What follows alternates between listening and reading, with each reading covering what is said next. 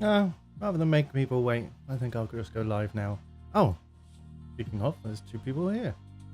Hi. Thank you for joining. Okay, so I'm gonna have to do a bit of setup just to check. My computer decided to do a critical power failure just as I'd set everything up. So I just need to double check. Yeah, so everything's unloaded. So flight plan.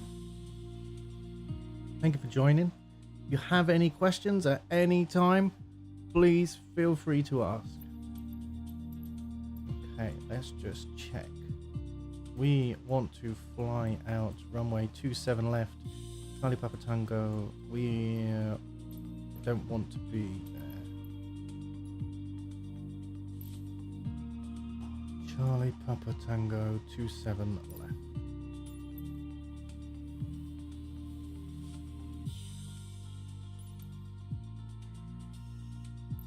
Am I at a big gate? Yes, I am.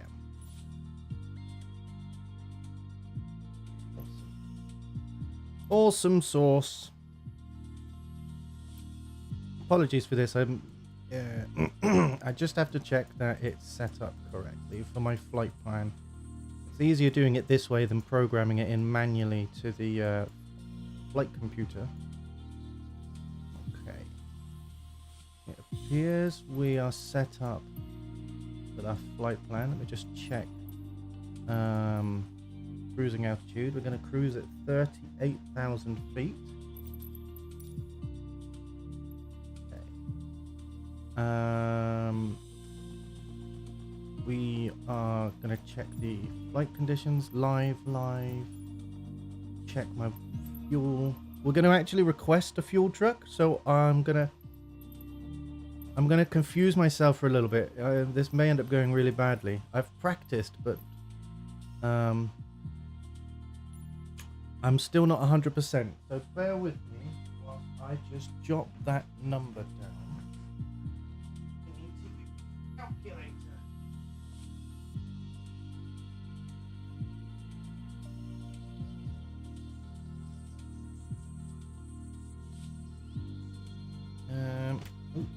Right. We want. Okay, so empty weight.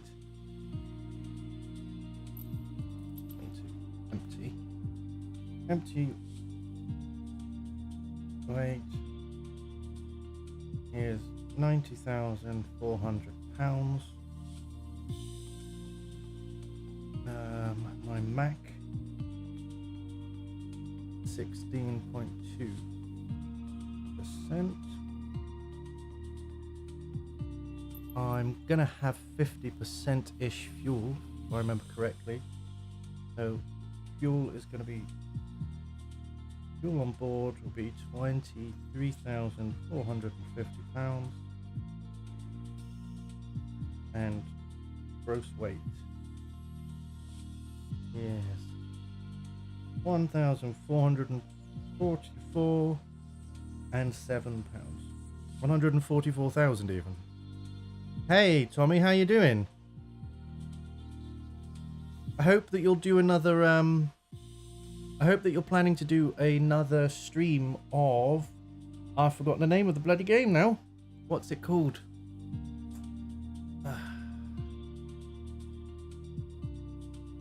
Bioshock. Oh, that took far longer than it should have done. Okay, so we're going to start off with just a tiny bit of fuel in the outer part of the plane. Still 90,400 pounds. Failures are all off. Oh yeah, no, I'm gonna be British Airways. Can't be bothered to find my usual livery. It's a shame it doesn't save which livery you pick. British Airways. There it is. Okay. So I believe we are ready. Yeah, that's the one, Bioshock. I hope you're going to do another stream soon, Tommy. Go. Let's go for it.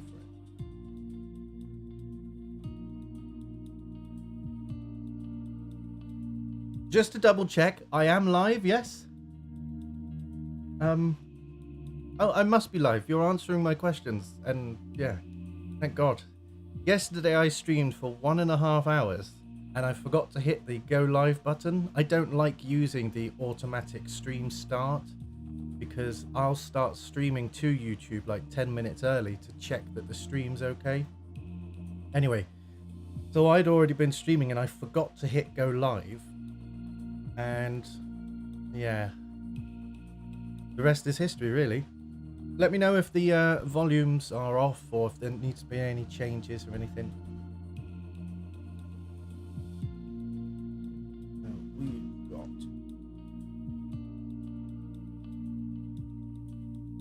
I'm going to start by taking us through the pre-flight checklists. We will be on the runway with engines off. I'm going to be handling communications. Oh no, hang on. I think the AI is actually going to start handling communications. Let me make sure I turn that off.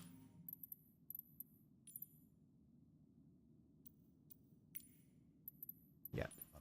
So that's off now. I don't need the checklist. Got the map. I do need the ATC. I'm going to have a couple of windows pulled out. Right, you guys won't be able to see. So this is one of them. The other one is this. It's a little nav map. It's just so I can keep an eye on it when I'm in third person. So I can keep an eye on where I am.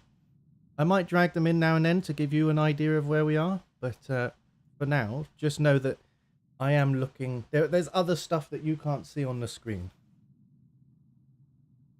Let's see. Right, so we need a trusty checklist.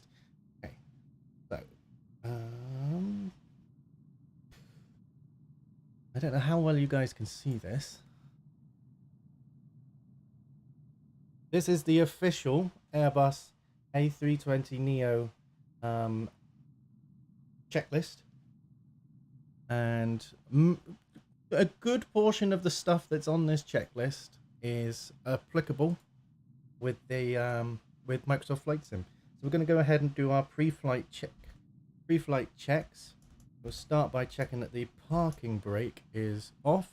Parking brake is on even. Shocks, that's not relevant to us. Throttle levers are in idle. You can see there. Engine master switches are both off. That's these two down here. The batteries, we're going to put some power into this aircraft now. So we look at the overhead panel. You see here, elec.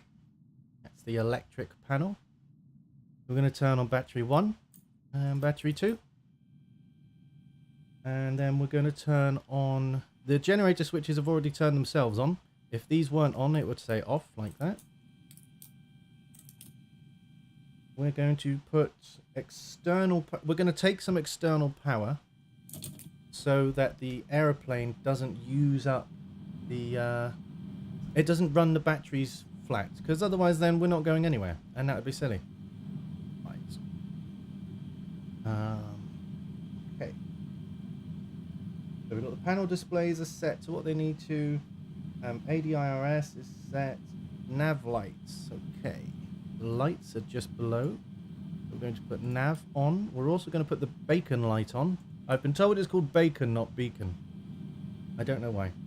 The beacon light tells people that we are this plane is active. This plane is to be turned on soon. There is someone in this aeroplane. And the nav and logo lights are the lights that light up the tail part of the plane. And I think there's also a strobe as part of the nav. Oh, could be in one of those wingtips. I'm not sure. Yes, you can see a bit of green, a bit of red on the other sides though. I don't know how I got that wrong. Anyway, the temperature outside, I'm using live weather, so it's about 10 degrees.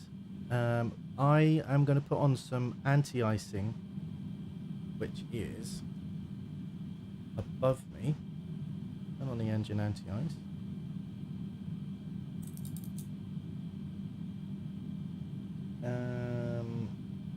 Transponders, beacon lights, emergency lights, we don't have them. The FMC is set up. That is this flight management computer. This is the thing that I wanted to check. Performance. Right, we haven't got our V speeds. I was worried about that.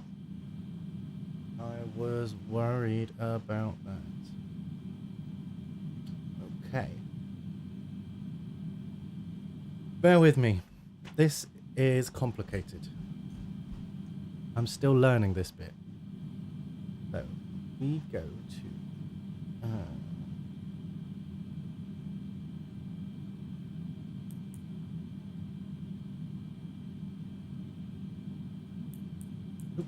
There it is. Int B. Taxi trip time. Block.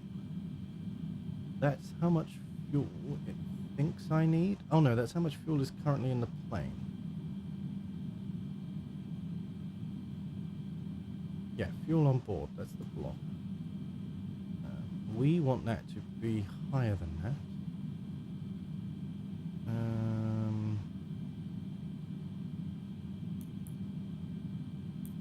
I can't remember how to do this.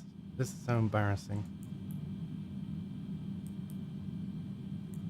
Okay, so first of all, we've got our flight plan all set up in here. This flight's going to take... Currently, it says we're going to arrive at 1 minute past 7. We're not. It's going to be later than that because obviously we haven't taken off yet. 1 minute past 7 would require us to be already in the air at cruise speed. Speaking of cruise speed, I still can't find what I'm looking for.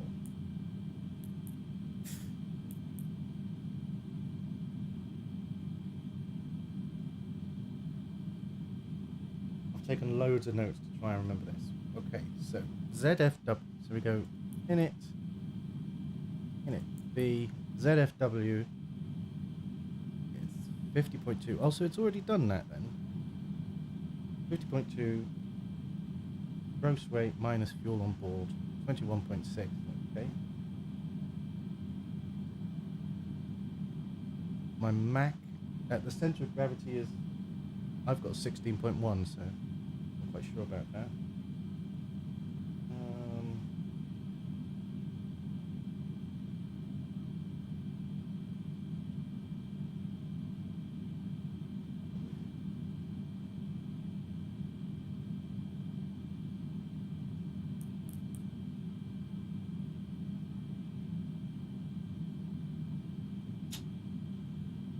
I'll tell you what, why don't we, whilst we are here, we'll call the fuel truck over.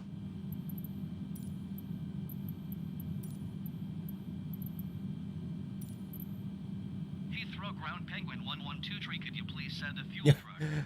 Fail with style, thanks Tommy. Penguin 1123. It's so complicated getting that set up, honestly.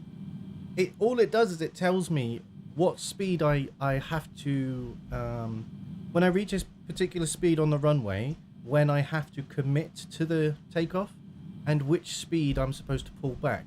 Now it's roughly 149 knots. I guess I could, or I might be able to put it in manually. Let's have a look and see if we can put it in manually. Hey. So 149. That's V rotate. Yeah, okay, so we can do it manually. Really, there is a way for it to work it out itself. Heathrow Ground, Speedbird 113 requesting. I just can't remember how to do it, but never mind.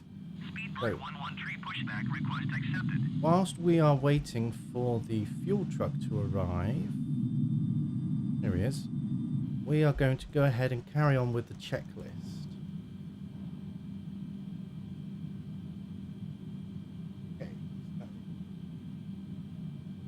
Turn on the APU, that's the auxiliary power unit. That's what provides power to the plane whilst it's on the ground. We're receiving external power, but in a second we'll be disconnecting from the external power.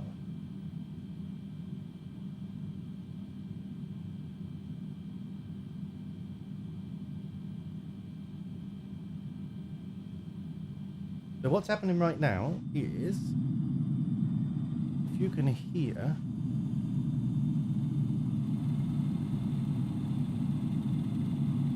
there's a little turbine that's spinning up. That is the auxiliary power unit. This hole in the back of the plane, in the back of the tail, that is the exhaust of the auxiliary power unit. The auxiliary power unit is also used whenever there is an engine fault and they are not producing power.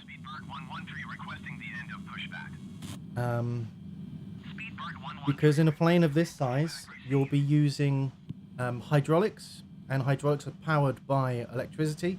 There won't be any flight controls that use cables. So if you lose power in the plane, you're not going to be able to control it, and you're just going to be a very, very heavy falling. So, oh, we're already fueled up. Okay. That's annoying, because that wasn't meant to be the case. Taxiing hold short runway 27 left by taxiway Bravo Lima 28 November 1 Bravo speed burn 113. Okay. Alright, never mind. Turn on that. Turn on the APU bleed in a second. I actually forgot to hit the starter. Now you can hear the turbine. That's the turbine for the APU.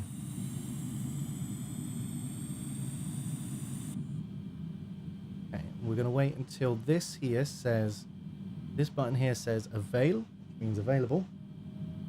That means that the APU has fully initiated and it is up to speed.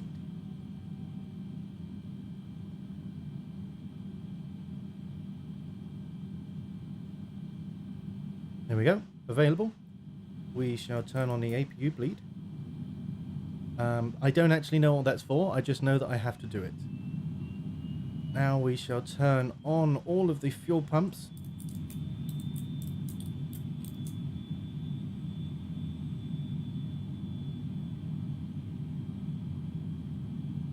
I'm going to come down to the ignition switches. Turn this to ignition. And we're going to turn on engine number 2. At this point, we're going to monitor this display. As you can see, the engine's spinning up. As long as I've done everything right, this should spin up and then come back down once it reaches a nice equilibrium.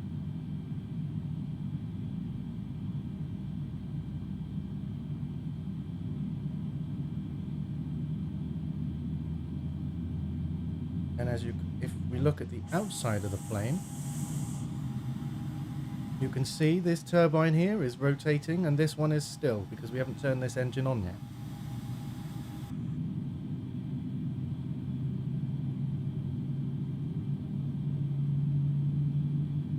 Wonderful, wonderful. If I remember correctly, this rests on about 45.1, if I'm not mistaken. I could be completely mistaken there.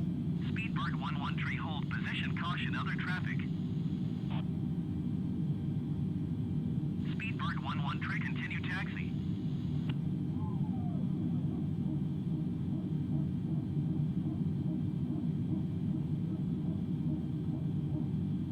What on earth is that noise?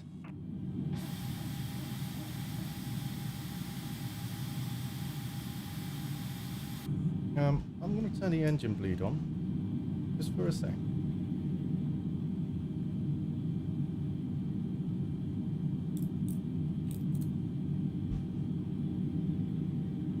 And now we're going to turn on engine number 1 and monitor this display. Oh, 58.2 apparently. Yeah, so I was completely off the mark. Heathrow ground, Lufthansa 9er 14 heavy request taxi to parking. Lufthansa 9er 14 heavy taxi to general aviation parking via taxiway Romeo Bravo Foxtrot Golf.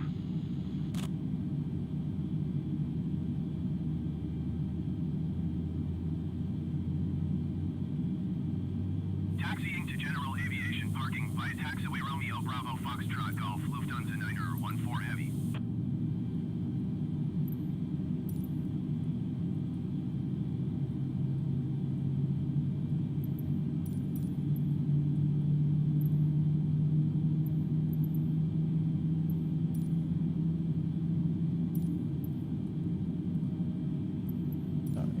That's fine. I just wanted to check that I was meant to actually have those engine bleed switches on. I'm sure I am. Right. Oh, they're off. My bad. There we go. Now they're on.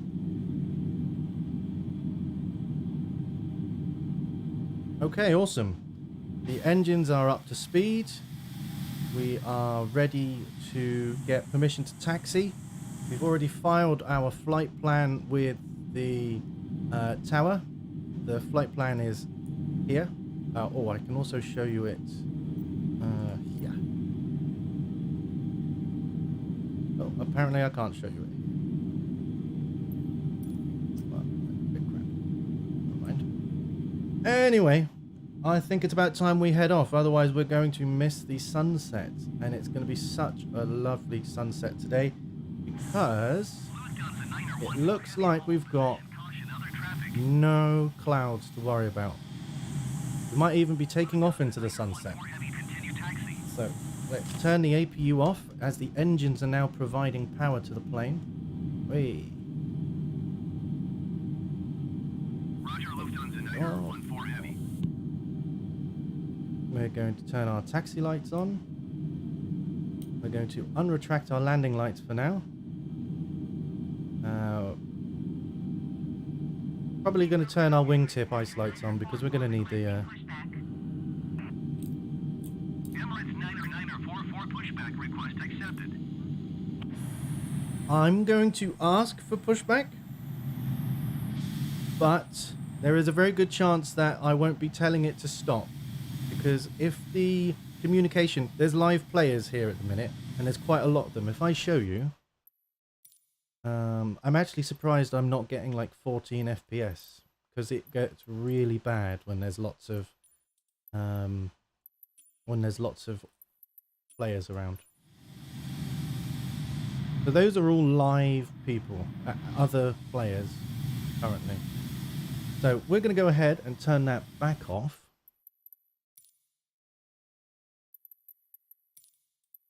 Oh, didn't mean to do that. I'm going to request a pushback. I don't know what my flight number is. It should be Penguin 1123. Let's have a look. I'm not sure. Okay. Well, I forgot to check that it saved what I'd put, so we're going to I'm going to have to use this and not call out what would be said. Actually, no, I'll tell you what. I'm going to imagine that it is Penguin 1123 for now. So what I would be doing is I'd be calling Heathrow ground and I'd say Penguin 1123 request pushback. Okay? So let's go ahead. Oh, we need IFR clearance first. My bad. Excuse me. Heathrow ground Penguin 1123 ready to copy. So I'm Penguin 1123. Penguin 1123 is cleared to Lisbon Airport as filed. Takeoff runway 27 left climb and maintain 10,000 feet. Departure frequency is 118.475 squawk 6045. Okay, so Penguin 1123 cleared to Lisbon. Takeoff runway 27 left, climb and maintain flight level 100. Squawk 6045. Emirates 944 taxi to and hold short of runway 27 right by a taxiway Bravo Lima 27 Alpha Mike Alpha Lima 23 Lima 22 Alpha 2 Alpha 1. That is a horrible taxi. Let's hope we don't have to taxi like that. Penguin 1123 cleared to Lisbon Airport is filed.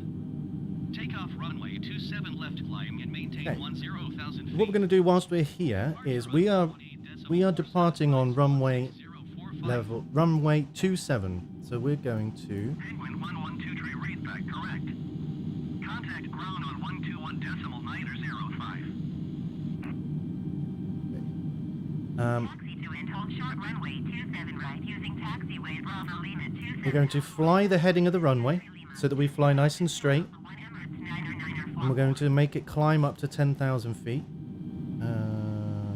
Selected altitude mode. Good. Put on. We don't need to do that. Don't need to do that.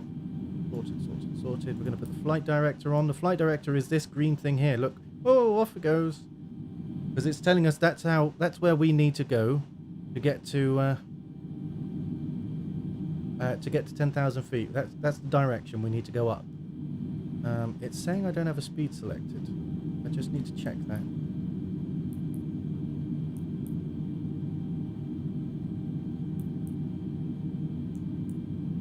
It's in one of these. As soon as I see it, I'll know. Ooh, no, that's course. My bad.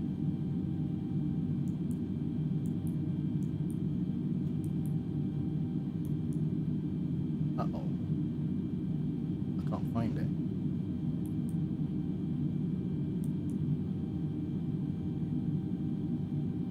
Afternoon, Matthew. Thank you for joining.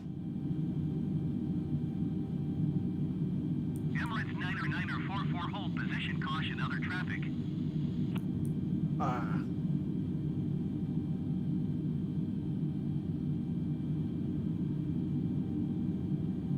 Emirates 90944. I've been playing this all week, and I've been practicing this flight, making sure I'm all sorted, and now I can't remember how to find the thing that I need. There we go, found it. Okay, so we are managed. We've got, oh my god, we've got it sorted now. Okay, so we're going to cruise. We're going to climb at 250 knots. We're going to cruise at 250 knots. And we are going to descend at 230 knots to try and save a bit of fuel. The approach, well, we're going to do that. We've got an ILS landing. In theory, this plane should land itself. It's a very smart plane. In practice, I've not managed to make it do it yet. I need a bit more experience with the plane. Okay, so we're going to go ahead and sense the controls. Our autopilot is all set up, ready for us to leave the runway. We are going to request taxi. Penguin 1123, request taxi IFR to runway 27 left. 27 Lima. 27 left. Ground Penguin 112 with India ready to taxi IFR. Penguin 112 taxi to and hold short Oh, we got runway 27 left by a taxiway kilo. we got quite a long taxi to do as well. Bravo. Contact tower on 124.475 when ready. Okay, I'm not reading all of that back, but Penguin 1123, taxi to and hold short of runway 27 left. Contact tower on 124.475 when ready. Taxi to and hold short runway 27 left by a taxiway kilo Bravo Lima 28 November 1 Bravo Penguin 1123. Okay, we're going to turn off our parking brake, and we're going to request a pushback. Heathrow ground Penguin 1123 requesting pushback. Penguin 1123 pushback request accepted.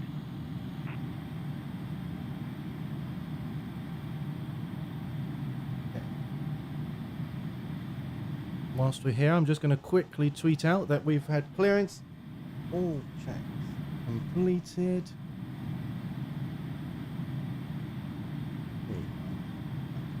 Taxi, runway, or take off. Clear. 27.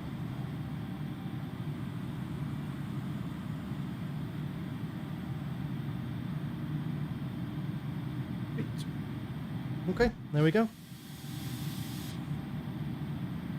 I am going to put some reverse thrust. I'm going to put this into reverse thrust, sorry.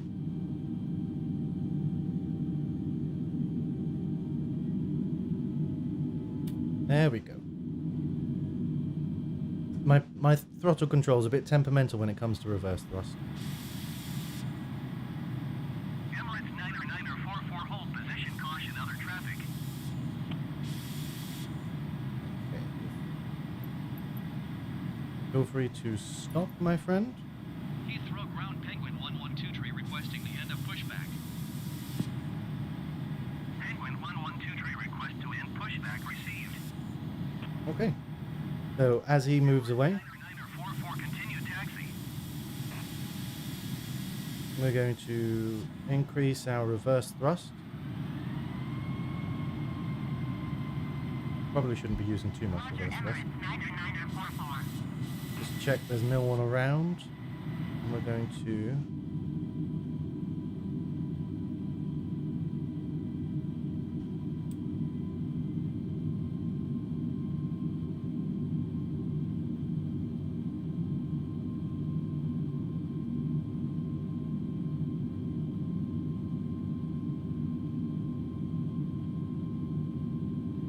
Yes, it is this painfully slow.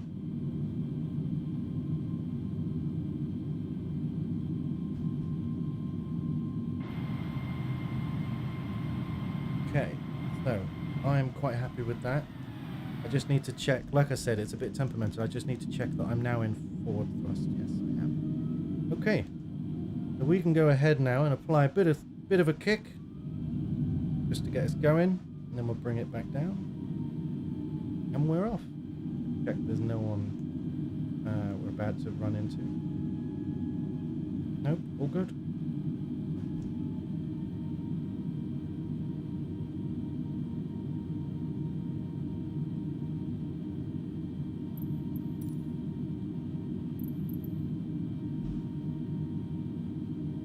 Once we're in the air, the stewardess will be bringing around the drinks trolley.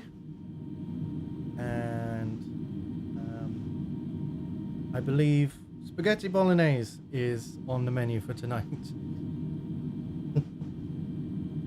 No, my mistake. Spaghetti meatballs.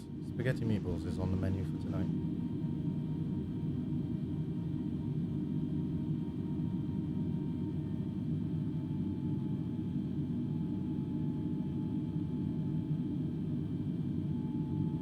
The general rule of thumb when it comes to taxiing is you should not taxi faster than you can walk. Now you can imagine how sluggish that is in a plane like this to travel no faster than walking pace. I'm already going too fast. I promise you I'm going too fast. I can tell just because I'm making progress. But because I don't have all day, I'm going to take it a little bit quicker than what is usually acceptable.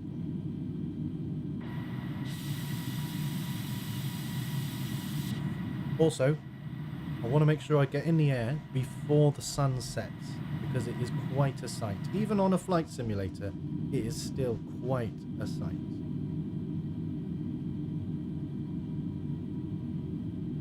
And unfortunately, my bedroom is east facing, so this is the only way I'm going to see the sunset unless I stop streaming.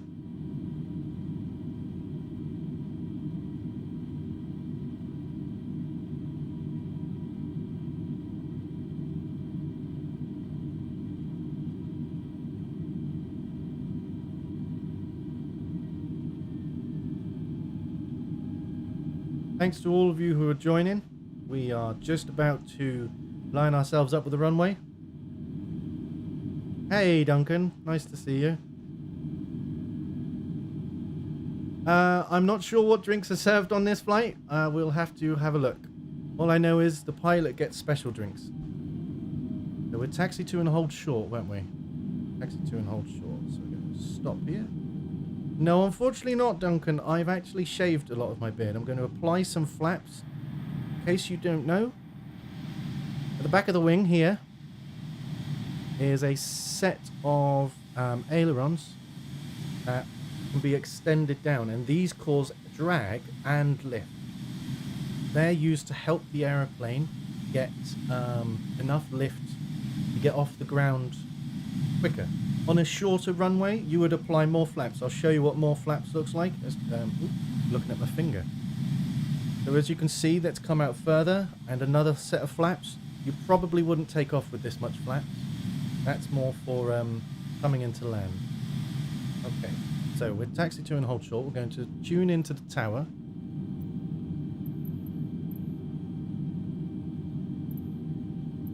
You're going to tune into the tower? There we go. And we're going to request takeoff clearance. Meanwhile, I'm going to turn on the takeoff light. Ready for takeoff IFR to Lisbon. Penguin 1123 cleared for takeoff runway 27 left.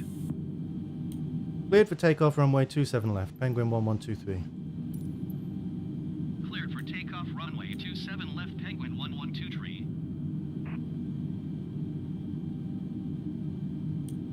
on the strobe lights. We've got the wing. All the lights are on. Got to turn on the seatbelt lights.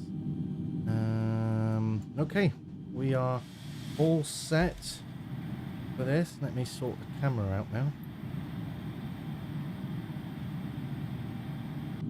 Let's go. Let's do this. Did I put the parking brake on? Does anyone know? I did put the parking brake on. There we go. Now we're going to line up with the runway. Just check there's no traffic on the way. We don't want to be hit by an airplane.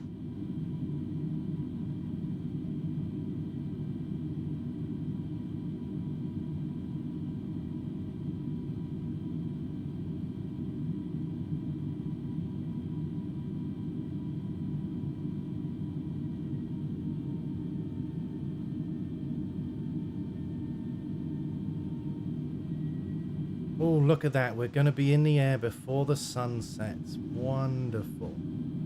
Wunderbar.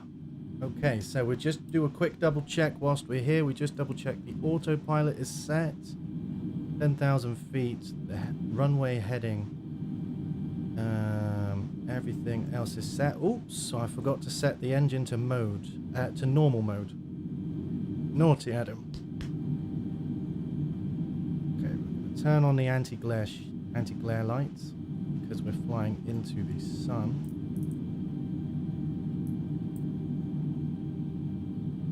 Okay. I think we're ready. Let's go for it, shall we? Spin up the engines. Go to half throttle.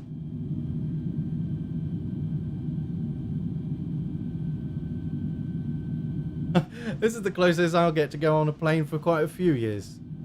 Holidays are a little bit too expensive for me at the minute. Okay, so if I remember correctly, V1 is about 133 knots. V2 was 149. Why have I got drift? Why am I drifting? We're in a thingy. Right. Okay. So we're 50. We'll go full throttle. V1. V2 and rotate. We pull back nice and gently on the stick and we're up. Now air traffic control will get in touch with us. I'm going to put away the landing gear, as you can see here. Penguin 1123, contact London Center on 118.475. 118.475 for Penguin 1123. 118.475 for Penguin 1123. Okay, we're going to put away the flaps because we're actually nosing up a bit too high. I don't know why we're going so high. We're going to turn the autopilot on.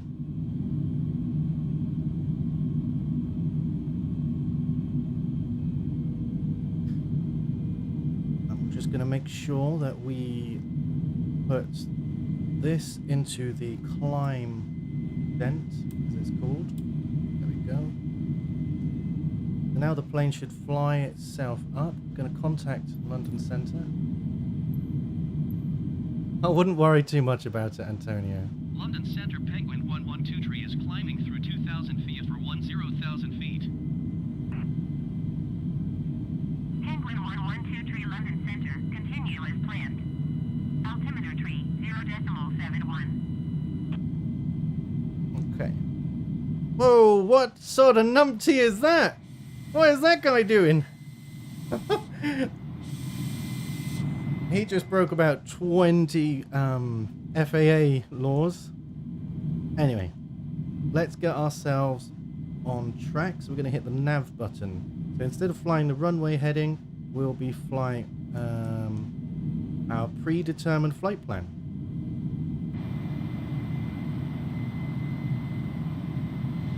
Meanwhile, I'm just going to do a quick tweet to let people know that we have successfully taken off.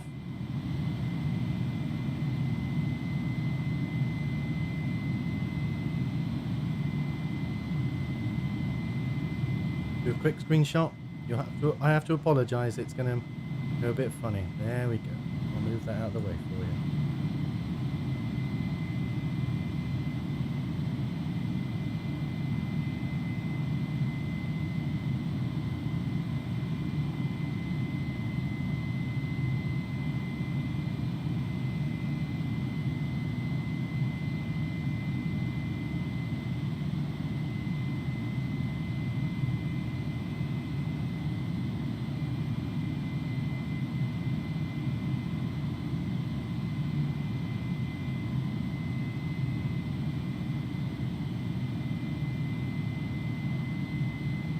Okay, so once we hit 10,000 feet, they'll call us again and they will tell us to climb further. 10,000 feet is when I'm allowed to turn off my landing lights. I don't know why. I did know why. I can't remember why. Penguin 1123 climb and maintain 16,000 feet.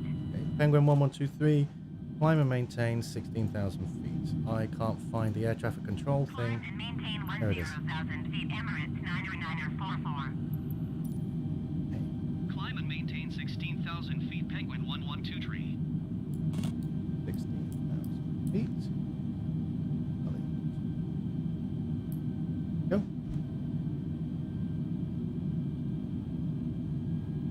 Fantastic.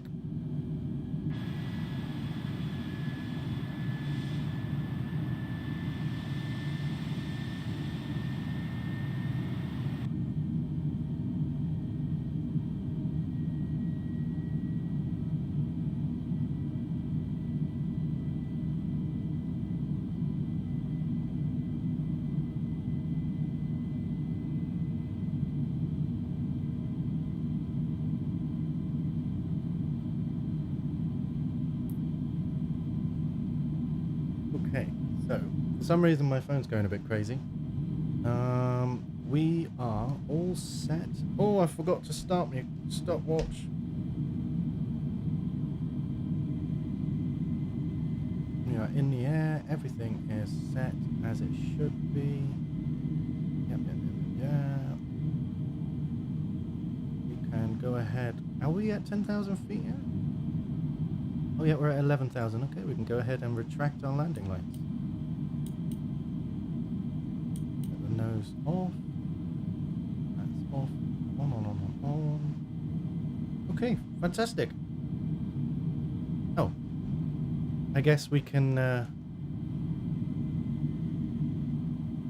turn off the seatbelt lights.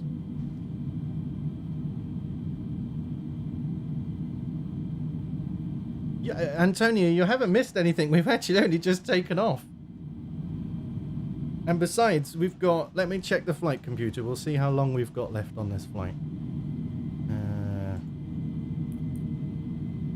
Okay, so our estimated arrival time currently... We're not at cruise speed yet, but currently our estimated arrival time is 7:25 UTC. So that's the same as GMT. So basically, we got 2 hours of flying before we get there.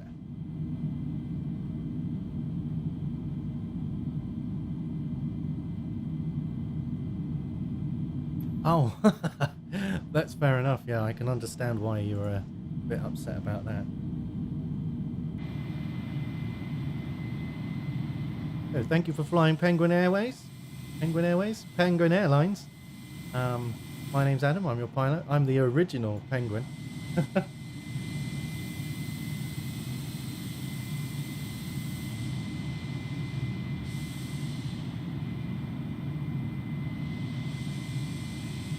By the time we get to our destination, we will be, it will be dark. We'll be... Penguin 123 climb okay. and maintain flight level 230. Flight level 230 for Penguin 1123. Climb and maintain flight level 230, Penguin 1123.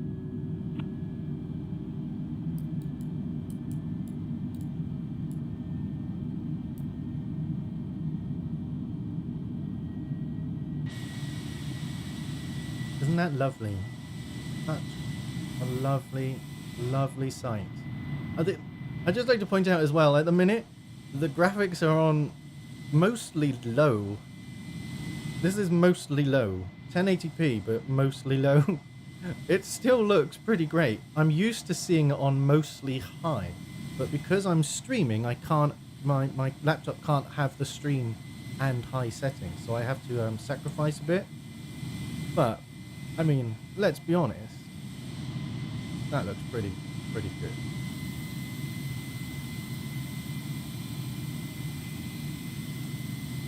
See the pilot and the co-pilot.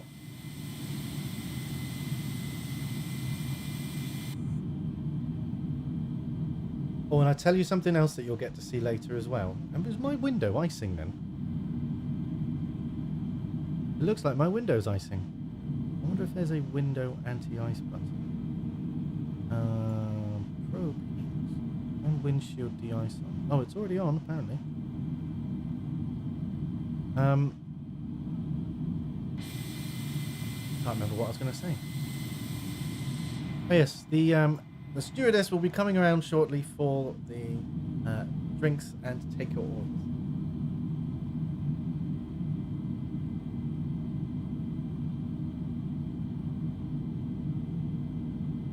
I'm going to go ahead and turn this camera off. I won't be controlling this probably until we get back down towards landing the plane. I might do a manual landing, just because it's a bit more interesting than flying IFR, which we are at the minute, where we just use autopilot. We'll see. We'll see. You guys let me know what you want me to do, whether you want me to fly manually or see if we can get the plane to land itself. It won't touch the ground itself, but, you know, line up with the runway and get itself down. But, yeah, if you have any questions about the airplane, I'll do my best to answer them. I have been reading the actual Airbus A320neo manual, so I'm familiar with some of the aspects of the aeroplane. So let's go ahead and turn on. Okay.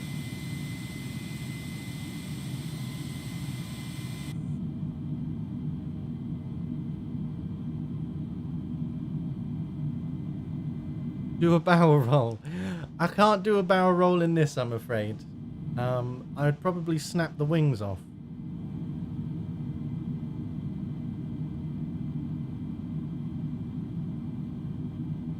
Also, I've only really got enough fuel to do the I might be able to do a corkscrew in this, but a barrel roll, that's something. Most people mean a corkscrew when they say barrel roll, I might add. Okay, so I'm going to bring over the VFR map here. Right, so we are currently heading towards EGHI. Not quite sure. Quickly check.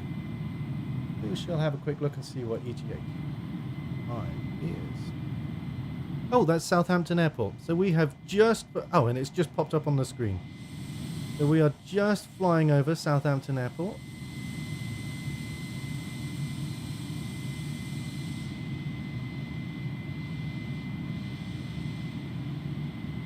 That's the Isle of Wight over there. For those of you who don't live in England, by the way, everyone else might be like, oh, actually, that's not quite right. That's... I don't know. I live around this area and I don't know the names of all the places. I just know that's the Isle of Wight. And that's Southampton. If I go ahead and zoom out, you'll see we have come from EGLL. Where did that go? There it is. So we came from here. So about here. Oh, there it is. EGLL. And now we're here. We have got all of this left to go. So I hope you're comfortable. If you're not interested in watching, because it's going to get a bit plain soon. Excuse the pun. That was definitely intentional. Feel free to just keep an eye on my Twitter and I'll let you know when we're coming in to land and when we're making our approach, when we've hit our cruise altitude. Penguin 1123, climb and maintain flight level 340. Climb and maintain flight level 340, Penguin 1123.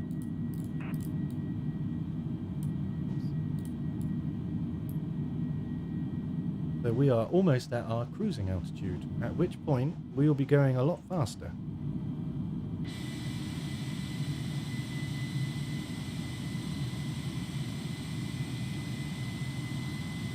Simulate engine damage. I'm a bit heavy to do that. Don't forget, I'm not actually a commercial pilot, so I don't have the training for that. I can land a plane with both engines off, but I'm going to stick, for today, I'm just going to stick to the predetermined flight plan so you can see what it's like to play Flight Sim, Microsoft Flight Sim, doing a short distance flight, shortish distance. What I will say is I plan to do a flight every Friday if I can. I'm more than happy to turn failures on another time for sure. I actually simulated last time I tested this flight, because I test the flights before I actually stream them. I tested it with an engine fire about 20 minutes before we were going to land, and which meant that I was forced to land earlier, and it went okay, but that's because I was already running low on fuel. This plane at the minute is rather heavy, and if I don't touch down gently, the plane itself will just disintegrate and turn into a big fireball.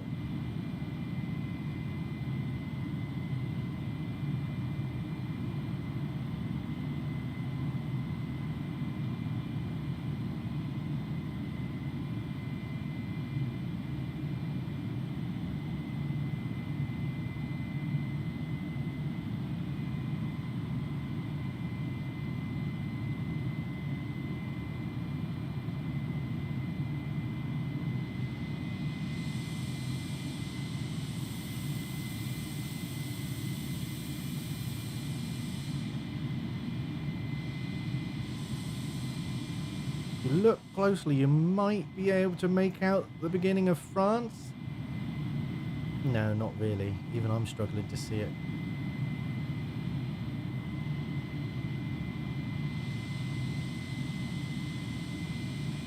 And people say the Earth is flat. Look, what's this? What is this? That there is the curvature of the Earth. That's not a straight line.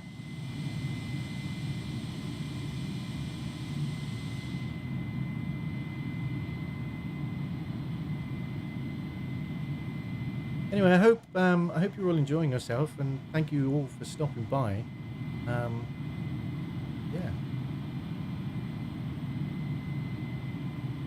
A change of pace from the streams you may be used to. A nice relaxing stream where no one gets killed and no one rages. It's just a nice, calm, relaxing stream. Oh, I think you can see some of the turbulence on the rudder here. Lovely curve. Yes, a lovely curve. I thought you were talking about the plane for a second then, and then I realised what you were meant. We may already see some icing. No, not today. Maybe a bit later as we get higher we'll get some icing on the wings. Check my altitude.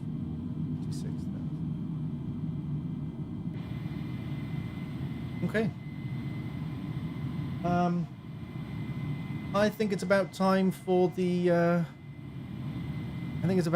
stewardess to come and bring the pilot his drink. The quirks of being a pilot is instead of getting those little tiny bottles of wine, you get proper bottles of wine.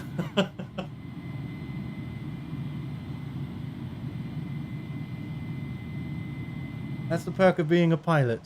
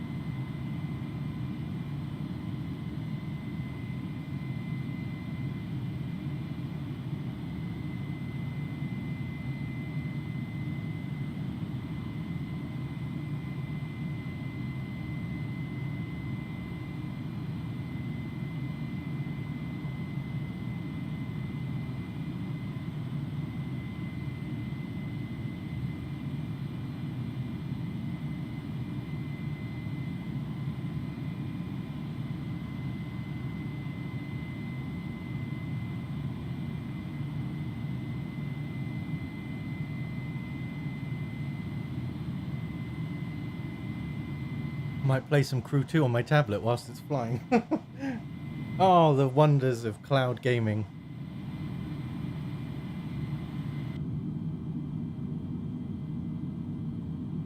We are reaching about 6,000 feet away from our cruise altitude.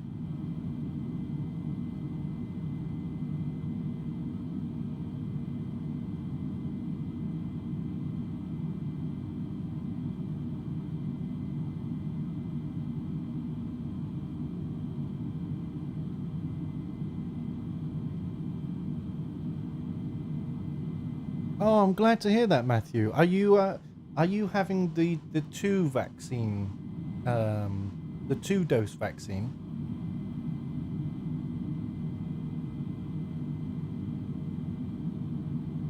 Penguin 112 contact breast center on 120.15.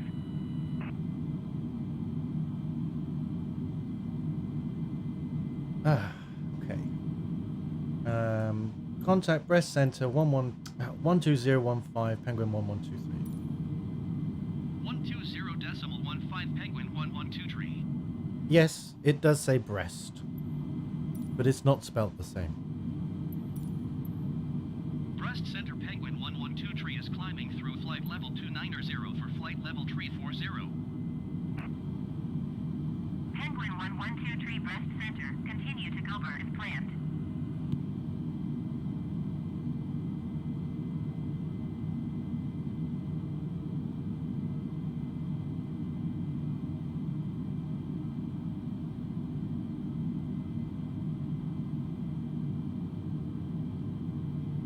I'm glad to hear that. I've not been asked. No, sorry, I've not been offered the vaccine yet. None of my family has either, apart from my grandma. Funnily enough, though, it was only a few weeks ago that my whole family caught coronavirus. Luckily, I managed to avoid it, but they ended up isolating for about 4 weeks.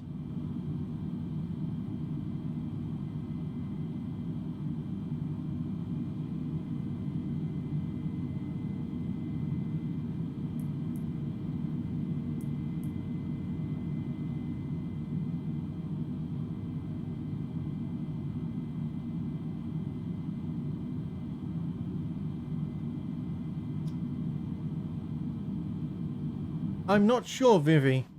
I'm not sure. When I have flown planes in the past, because I have flown planes, just not commercial airliners, we've never said ahoy.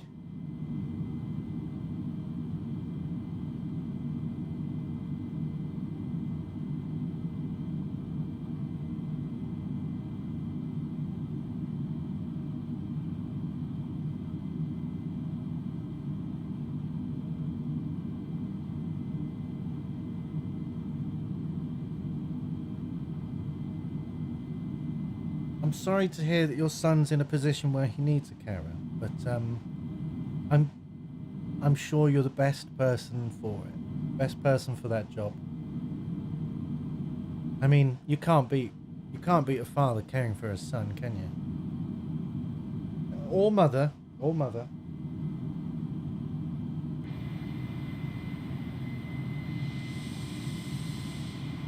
As you can see, the sun is just about to creep below the horizon. And when that happens, you can already see it. You'll be able to see the light scatter at different frequencies within the different layers, of the atmosphere. I can't remember them all, but there's the troposphere and the ionosphere and all that jazz. You'll end up with this. What you've got here is a rainbow. This is a rainbow. It's just really hard to tell. So it goes from red through to blue, indigo, whatever. And as the sun descends over the horizon, these bands will become more pronounced. You're also going to get to see the stars. And funnily enough, yesterday, during the 1.5 hours that I streamed to myself because I forgot to click go live, I worked out that the stars on Microsoft Flight Simulator are the same stars that you would see in the night sky. Not only that, but so is the moon, which is a bit strange because yesterday it was a full moon and I'm not seeing the moon at the minute.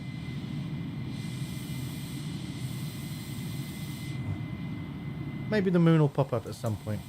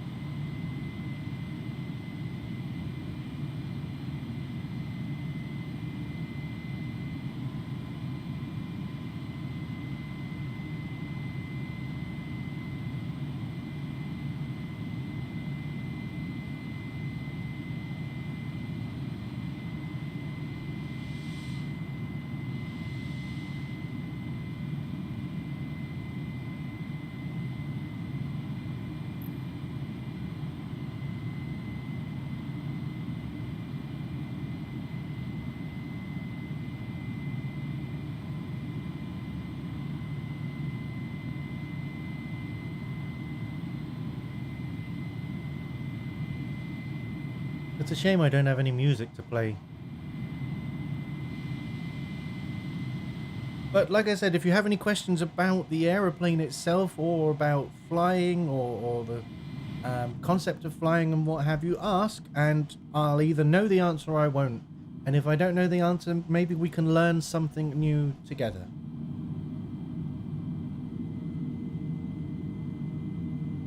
Absolutely, Matthew. Absolutely. I'm not personally a parent, but I can only imagine how great that must feel.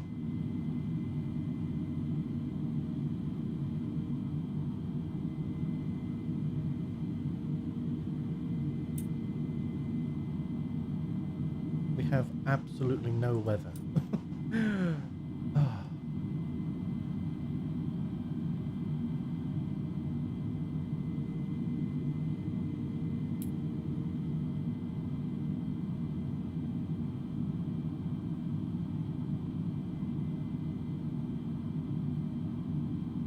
Where was I going to? 36,000, wasn't it?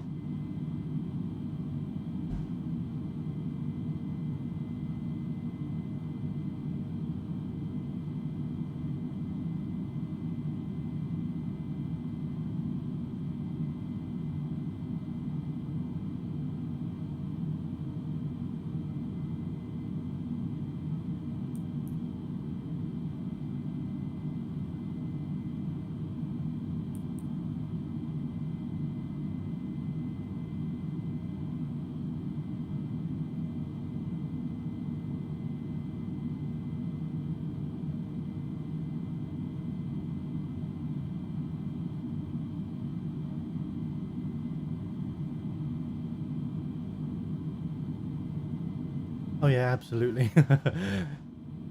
Kids are wonderful, but it's better when they're they're better in small doses.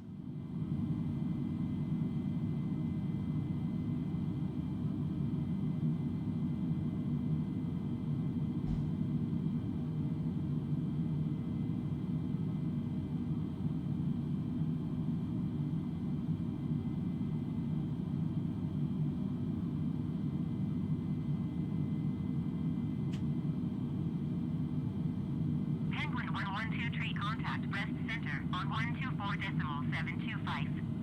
124.725 for Penguin 1123.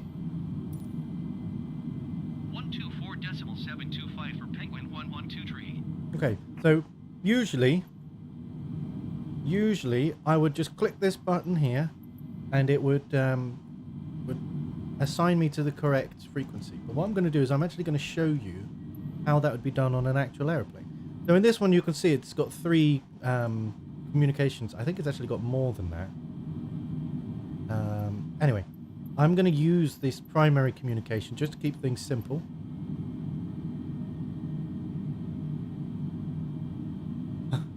Oh my god, that's so true, Vivi. That is so true. Okay, so we're going to go to the radio stack, which is this this set of knobs and switches over here, this crazy set of knobs and switches, I still don't fully understand how to use all of these. And some of them don't even work anyway. It says inoperable.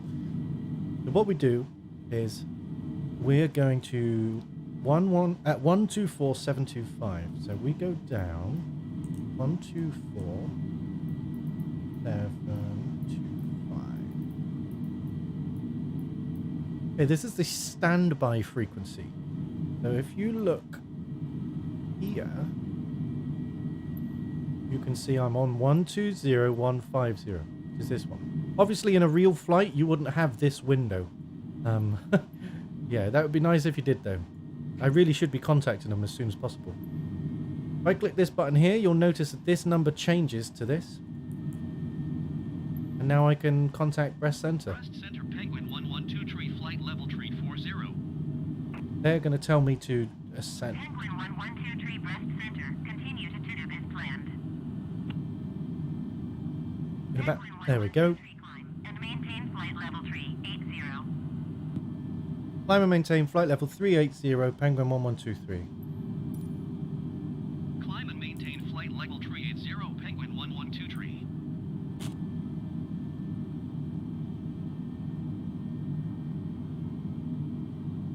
Okay. That means we are climbing now to our cruise altitude. Oh, and look at that. That's France.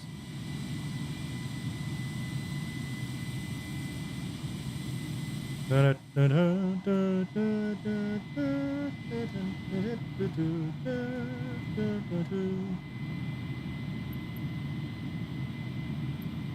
I'll show you on our VFR map where we are currently.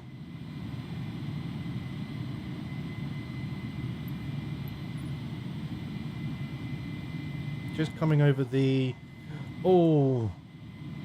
northwest of the French peninsula, I guess you would call this. But we are firmly within French airspace now.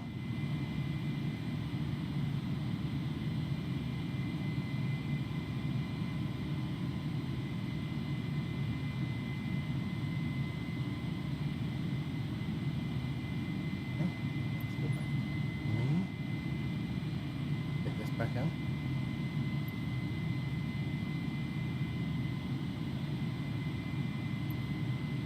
I wonder if we can see the stars yet. Well, you can just about make the stars. I didn't often go in third person mode, no, but it's a little boring just sat here in third person mode doing nothing. Boring for you guys, I mean, not for me. I can sit in first person mode all day. But I'm assuming you guys want to see the scenery. Oh look, the moon's coming up. We're having a moonrise. Personally, I don't think that's realistic. You wouldn't see the moon if the light is that bright. But yeah. But look, you can see the little runway lights there. Ooh, some more runway lights, some more runway lights, more runway lights. I love days like this on this game, where it's completely clear. Because you can see where you're going to land about 4 hours before you're going to land there.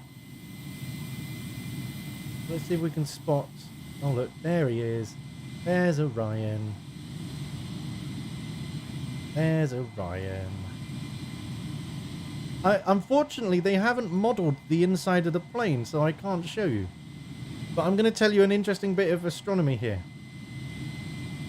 If you have a pair of binoculars, this is all you need. You can see it with your naked eye, but it's not very clear. I'm sure everyone can find Orion's belt. In the northern hemisphere, this is. You can find Orion's belt. We've all seen Men in Black. Don't try and pretend that you haven't seen it. If you go to the middle star of Orion's belt, I can't remember the names, and go down, you'll see a trio of faint stars. They are there. I promise you they're there. You may have to take a minute for your eyes to adjust to the darkness. And it's either the second star or the third star. If you look through binoculars, you'll see it's actually a nebula. And it's such an incredible sight to see. That was the very first nebula I ever saw. I highly recommend trying it, even if you can only get a cheap pair of binoculars. It does help. I promise it helps. And I believe it's the bottom star. But you should definitely look. You should definitely give it a go.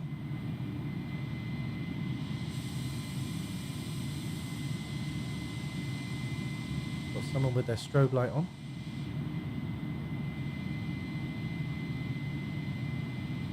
Yeah.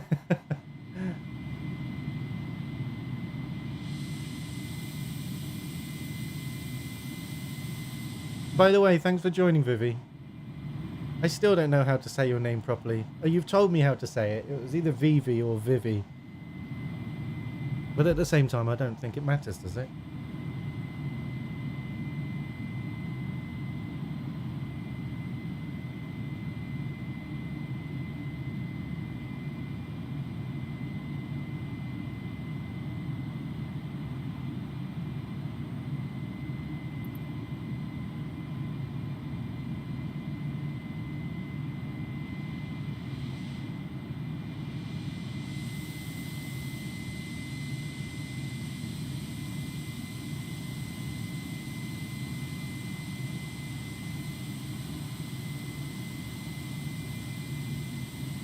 Vivi.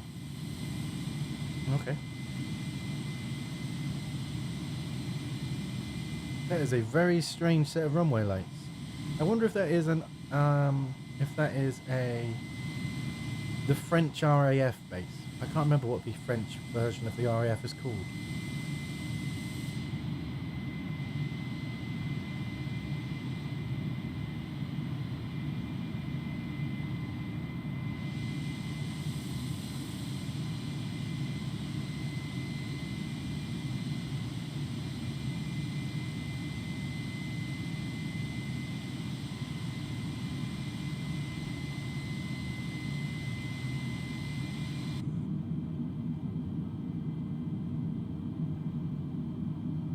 Okay, we're almost at our cruise altitude.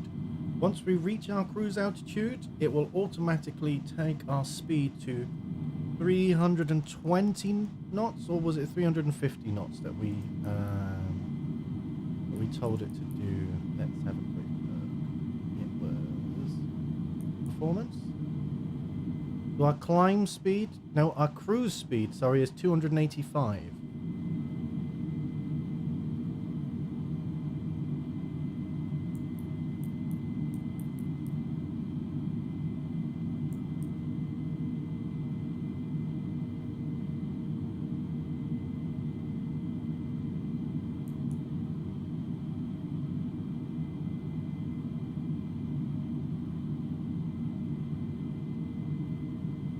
Okay, so I'm going to go ahead and do some quick Googling to see if I can fill in some of the information required here. So, Q&A.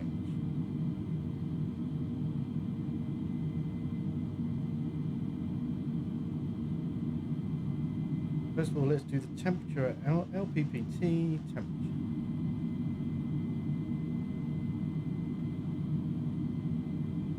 Okay, so right now the temperature at Lisbon Airport is 18 degrees. So we're going to go ahead and enter that in there. And we shall do the wind, LPPT, wind.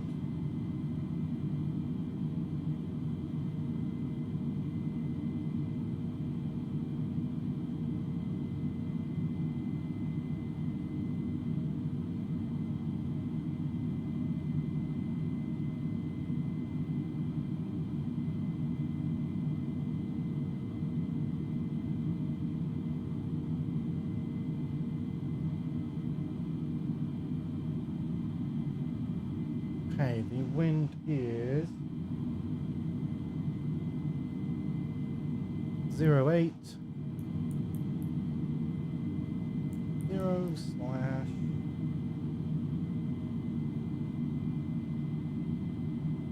05. No. No.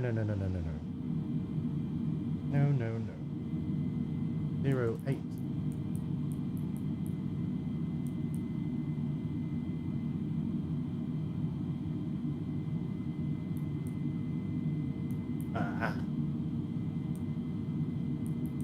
this do 3 figures then? 05. It does. Okay, so it's 80/05. That is the wind and the wind direction. And altitude, that is the transfer altitude, I believe that's called. Landing configuration 3.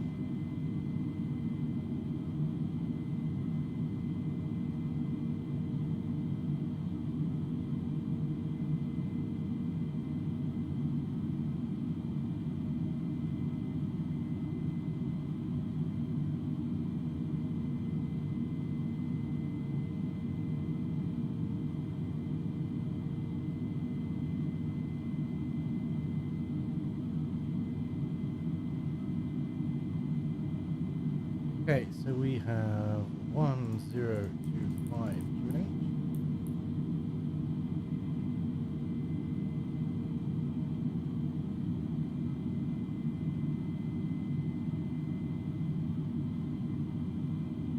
Oh, okay.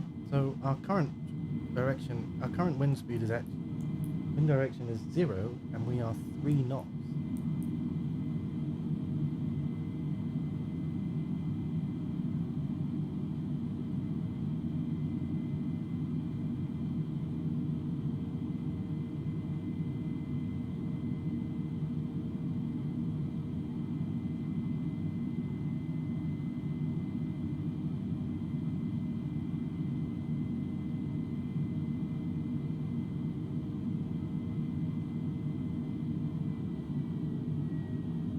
Oh, looks like we have just reached our cruise altitude.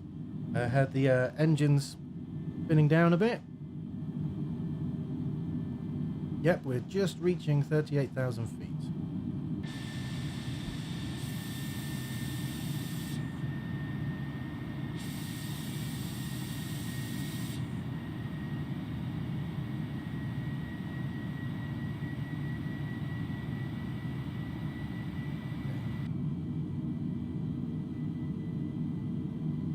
What if I hit a pedestrian? That's brilliant. Yes, funnily enough, when you fly IFR, you very rarely actually look out of the windshields.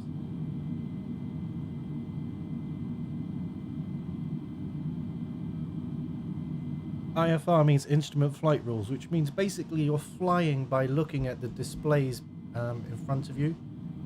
The alternative is VFR, which is visual flight rules. That means you don't file a flight plan and you are flying based on what you can see. You can still follow your instruments. Obviously, you would probably be a good idea to follow your instruments, but you can fly by looking out the window.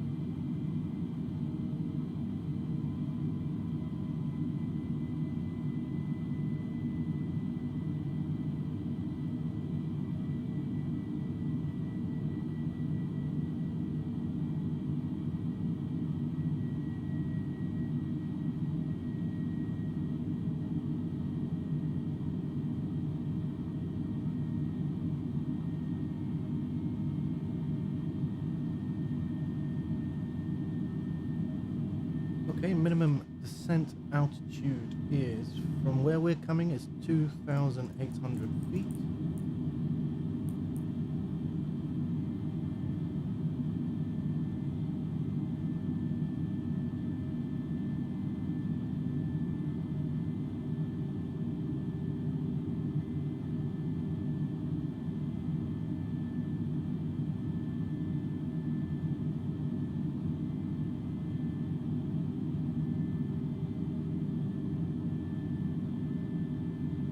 I'm going to go ahead actually and clear that. I'm going to let it do itself.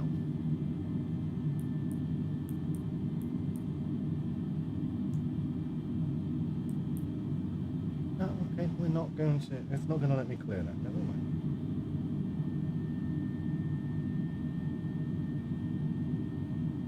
In case you're interested in what I'm... In case you're interested in what I'm looking at, I'm going to turn my camera back on. I'm also going to make it so I can see what I'm showing you. Let's make me a bit bigger for a second. But I am looking at the actual Lisbon airport airport information, which is all these are like departure procedures and arrival procedures, the ILS information, all that.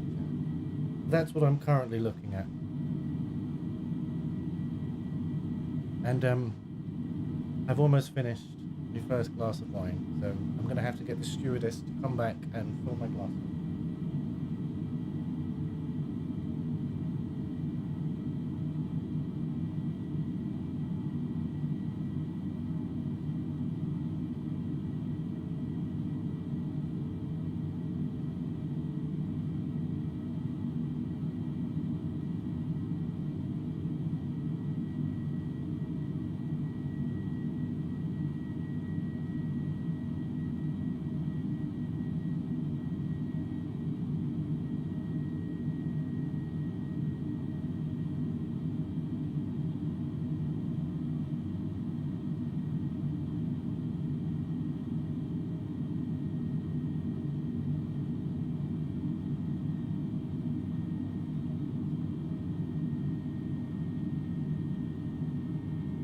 Oh, my bad. That is 540.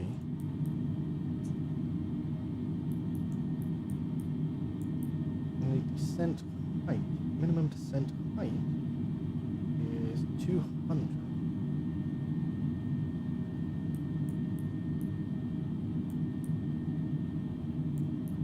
Okay, we're going to do our go around.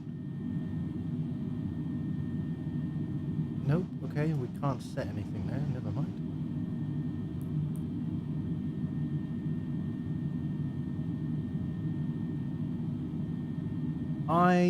I would love to be a commercial pilot. I would love to. I don't think it'll ever happen. But I would love to be a commercial pilot. And no, you can't drink alcohol whilst flying a plane. No. You can be arrested for being behind the yoke and under the influence of alcohol.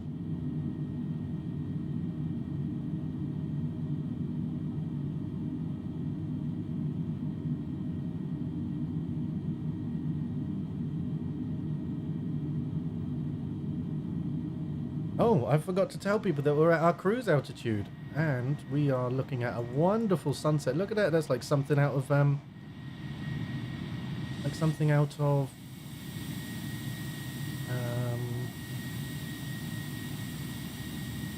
oh, what's that film called? Oh, The Lion King. It's like something out of The Lion King. Which side do I take a picture of? The sunset or the moon rise? Or do I try and get both in? Oh, I can't zoom out far enough.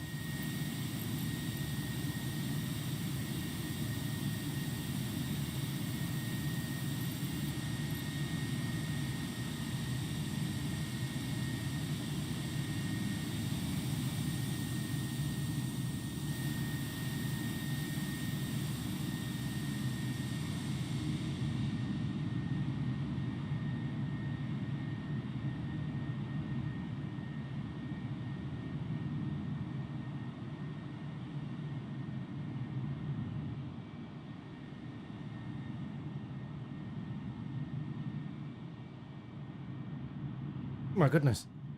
If we can turn the speed up a little bit.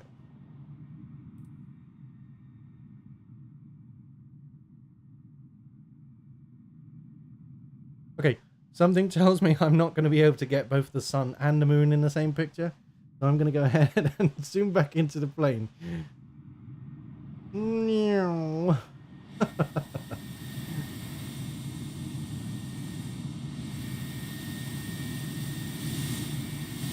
Oh, we're moving far too far.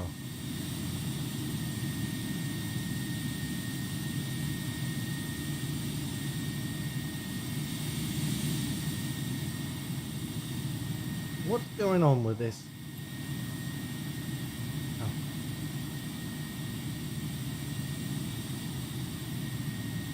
Lovely moonrise. Let's get a picture of the nice moonrise, shall we? Finish up.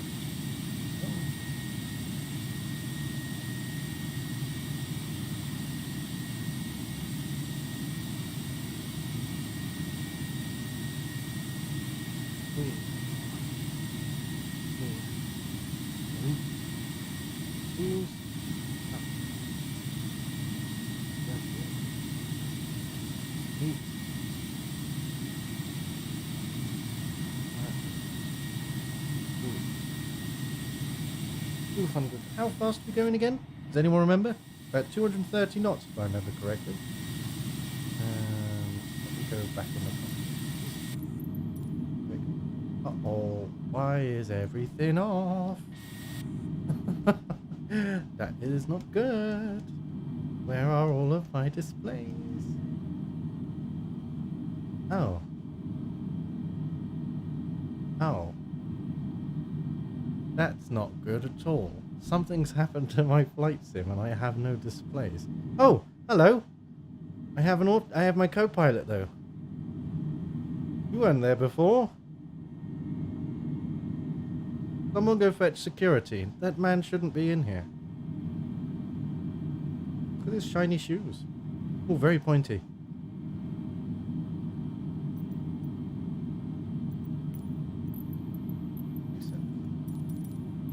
Oh.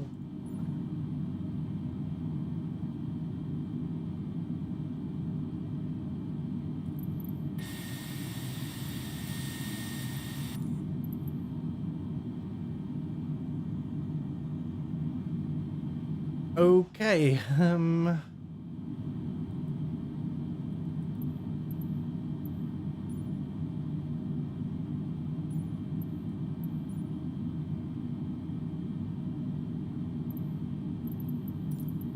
I am going to have to Google this because I've got no idea how to make my flight instruments come back.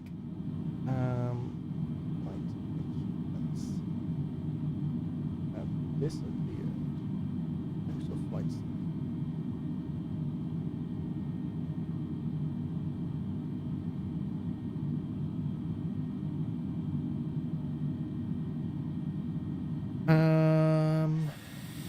Okay.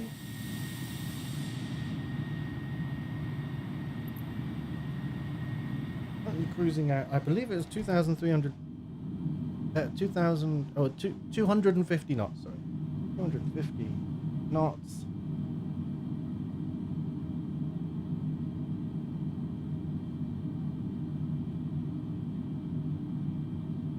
I've genuinely lost all of my buttons, which is really bad because that means I can't turn my auto. I have to fly manually. The only way I can fly this plane now is if I fly it manually, because everything else has decided to stop working. Ah, what to do, what to do, what to do.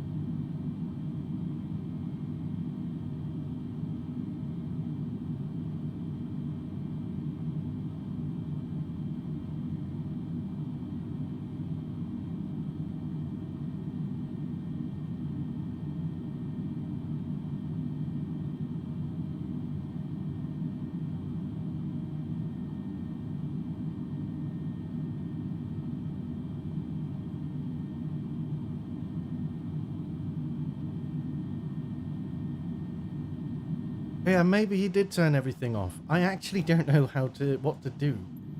I tempted to save and come back.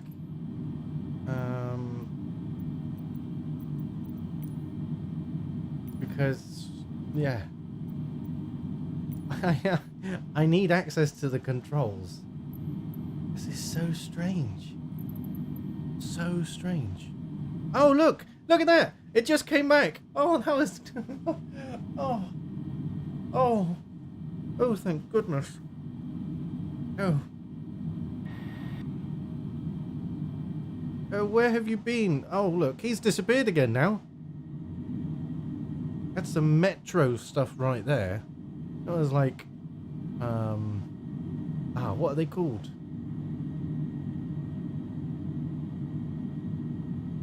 I can't remember what they're called. Bad guys in metro, or the supposed bad guys. Anyway, it doesn't matter. We've got it all back now. That's fine. I'll have to get Asobo to look at this stream, because that was strange.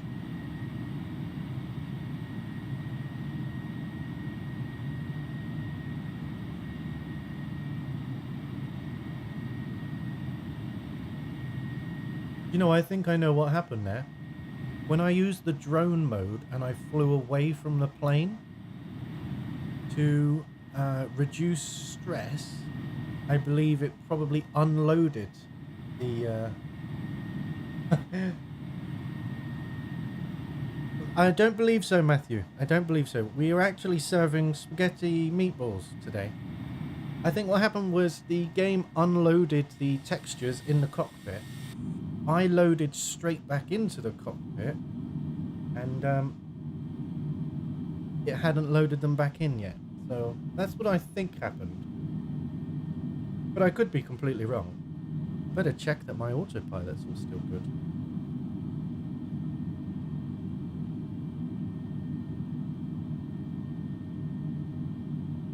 Okay. Well, it seems fine. We seem okay. Let me just check up here as well.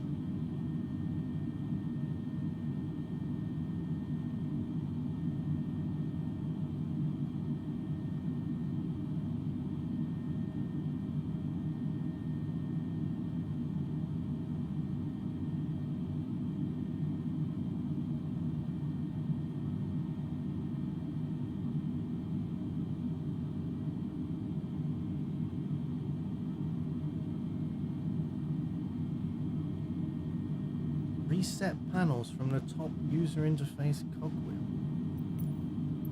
Oh, okay. Are you sure about that? Because the last thing I want is for that to clear the flight plan and remove the autopilot instructions and all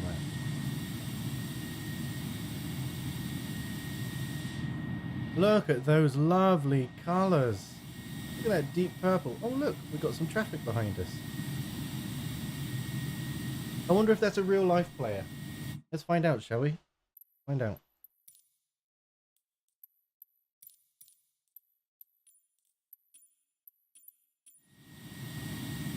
Oh, it's not. Have we got anyone near us? No, apparently not. That must be an actual plane is currently flying that route. Because this uses live traffic. So not only is it multiplayer, it also uses the actual flight data from current flight.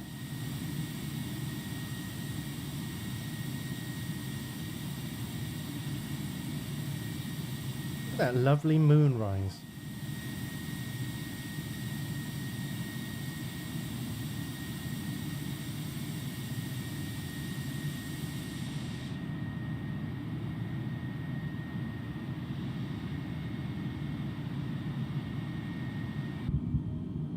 Okay, let's check our estimated time of arrival. 7:30. Okay, so that is an hour away. Brilliant.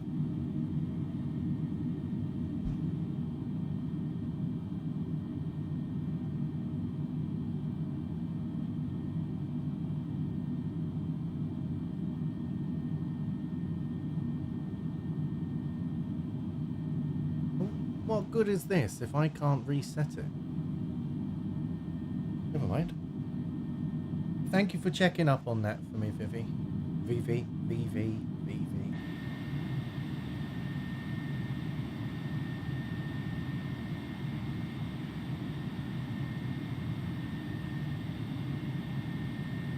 Yeah, I'm assuming there's a delay, to be fair. Advice, 2-4 contact rest center on 127.2. Just realised I don't have my NTC ready.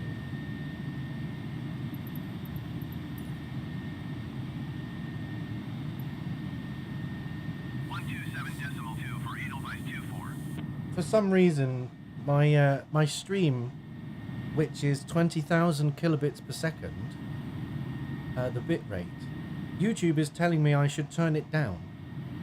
But I don't want to turn it down. I want at least 1080p streaming. Well, it can't go any higher because I'm only using 1080p.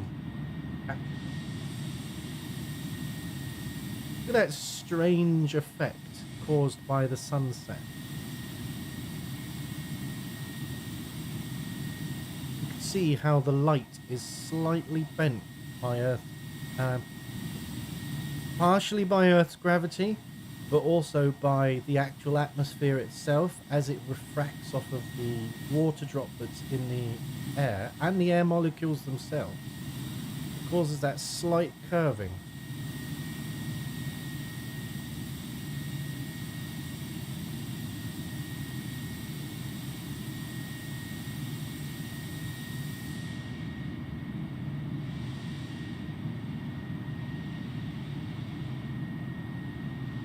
Oh, well that's a shame. That is a real shame. I'll have to fiddle around with YouTube at some point. Obviously I can't do it now because I'll probably end up cancelling something.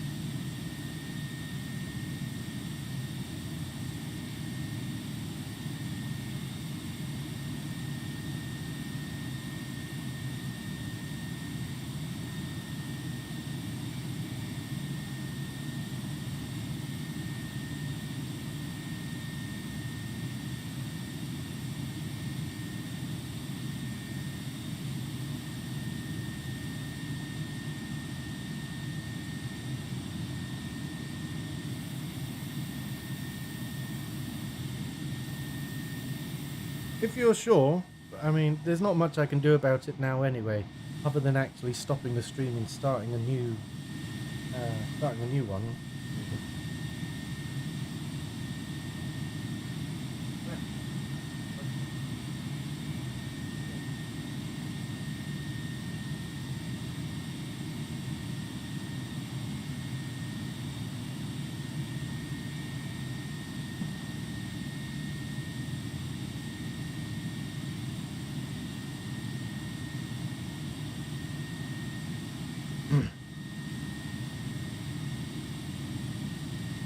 Yeah, I'll catch you soon. It will, we're about an hour away from the destination, so keep an eye on my Twitter if you're interested in watching the landing. Thank you for joining.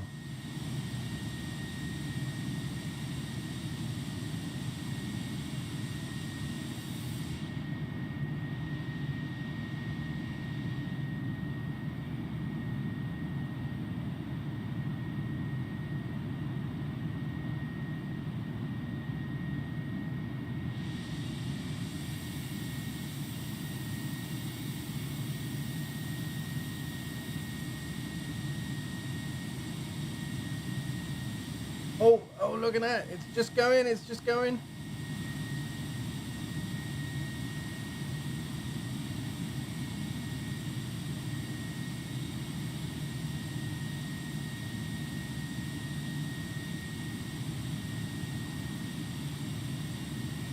We get to watch the sunset together from 38,000 feet from the comforts of our own living rooms, bedrooms, wherever it may be. Wherever you may currently be.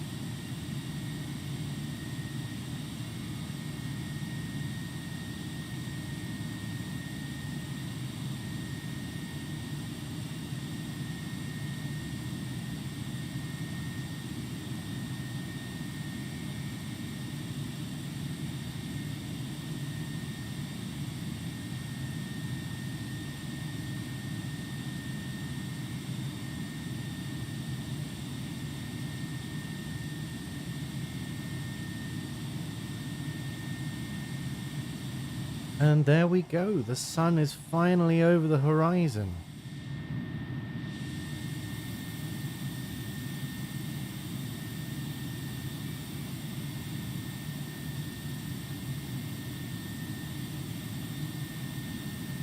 Penguin 112 contact Madrid Center on 118.275. Madrid Center 118.275 for Penguin 1123. Going to 118.275 Penguin 112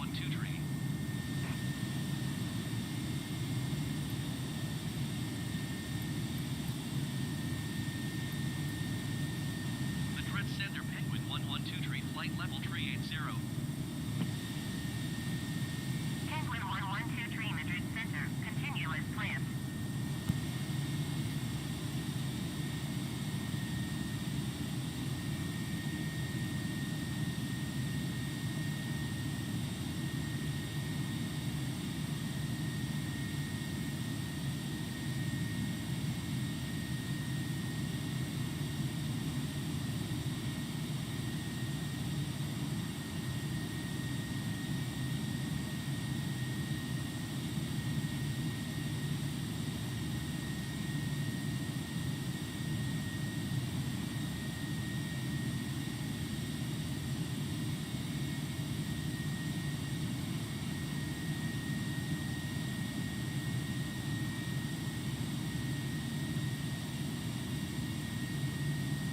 So yeah, don't forget, if you have any questions about avionics, aeronautics, just flying in general, or even what some of these knobs and buttons are for. Oh, for goodness sake, it's done it again.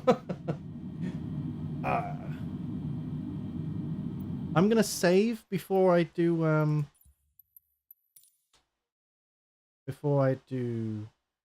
Vivi's suggestion, just in case it does knock everything off.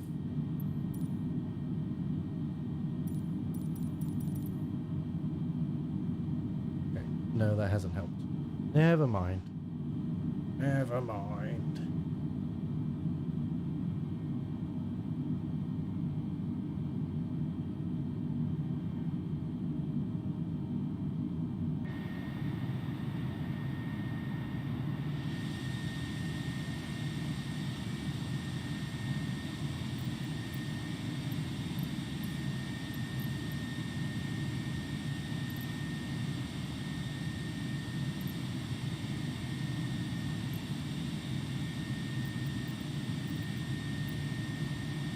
So we shall quick look where we are.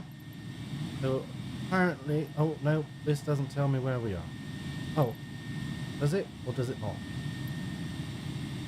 Okay, so we're here in the journey. We're about there. We're about a third of the way into the journey. If I show you on the map, hey, we've finally seen our first player.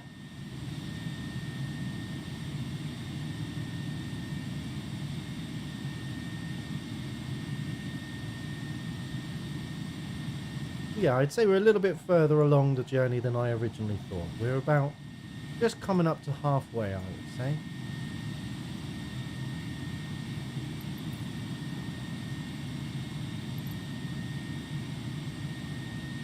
Hopefully for the next stream I'll be able to do that in something a little bit higher than 720p. I didn't realise that it was so low. Apologise. It certainly wasn't my intent to only stream in 720p.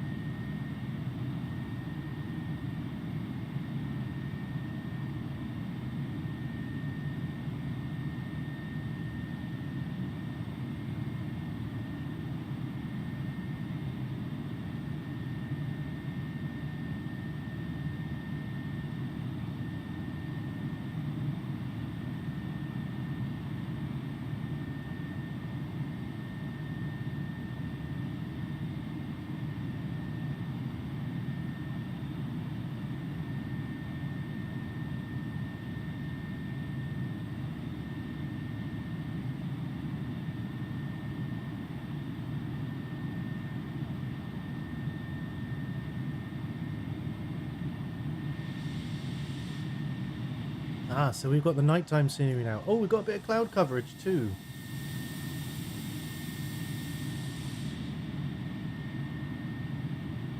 All that means is when we start descending, we might end up hitting a little bit of turbulence, actually. I don't know how many of you... I say that. There's 2 people watching. It's not like there's 20,000. But that's okay. I'm happy with 2. And I appreciate you all. I don't know whether you've flown in an airliner before. Or taken a high altitude flight.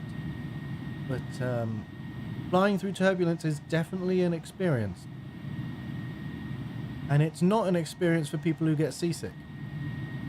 That said, I absolutely love flying through turbulence. I'm probably one of those people who feel a bit too safe with aeroplanes. I know how they work, but I know roughly how they work.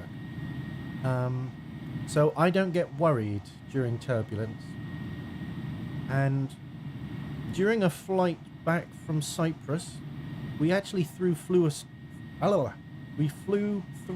a storm, and we were landing at Bournemouth Airport, and it must have been what, 200-300 feet when we broke cloud coverage. So we were incredibly close to the ground. There are bridges that are lower. There are bridges that are higher than 300 feet. And we broke cloud coverage incredibly low. So before then, the pilots wouldn't have even had their they would have had their hands on the yokes, but they wouldn't have been steering the plane. They would have been letting the autopilot steer it. Anyway, we fly through these clouds with the most incredible turbulence I've ever experienced. And we get through the clouds. The pilot, I'm guessing, I assume, takes control of the aeroplane, and we land on the aeroplane. I'm going to have to turn my camera on to show you this. So usually an aeroplane would come down a runway like that. It would come down the runway nice and straight and come to a stop, or slow down enough so that it can then taxi off the runway. What happened with us, I have to take my wine over here, is let's say this is the runway. We came down the runway like this. We were aquaplaning on the runway. I could see the end of the runway that we'd just landed on. I always tend to get a wing seat, and I could see back where we'd landed. We're sliding down the runway. My mum and most of the passengers in this flight were screaming their heads off. It was like it was the end of the world. But me, being a flight enthusiast who's just a little bit too comfortable with aeroplanes, I was absolutely loving every minute of it. I was laughing my head off. I thought it was the best thing that's ever happened to me, and do you know what? I still think it's an amazing thing. Maybe not the best thing, but it certainly was an incredible experience.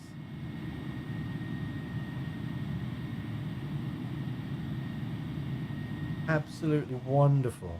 Absolutely wonderful. When the plane eventually came to a stop, I cannot fault the pilots. They did an incredible job. Really, I think we should have been diverted because the runway was far too wet for a landing. We are lucky that we didn't either come off the runway or come off the end of the runway. But can't fault the pilots. But when we finally came to a stop, everyone was clapping like the pilot had just saved their lives. Well, I suppose he had, but I was in my element.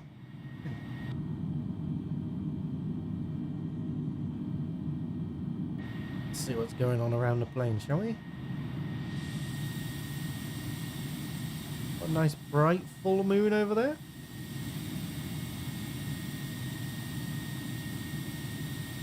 Look at that. Isn't that lovely?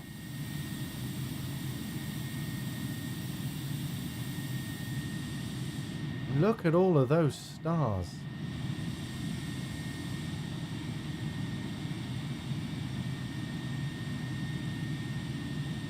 If I had the graphics turned up a little bit higher, you might be able to make out some of the galaxies, but Unfortunately, I have to make sacrifices if I want to stream this game.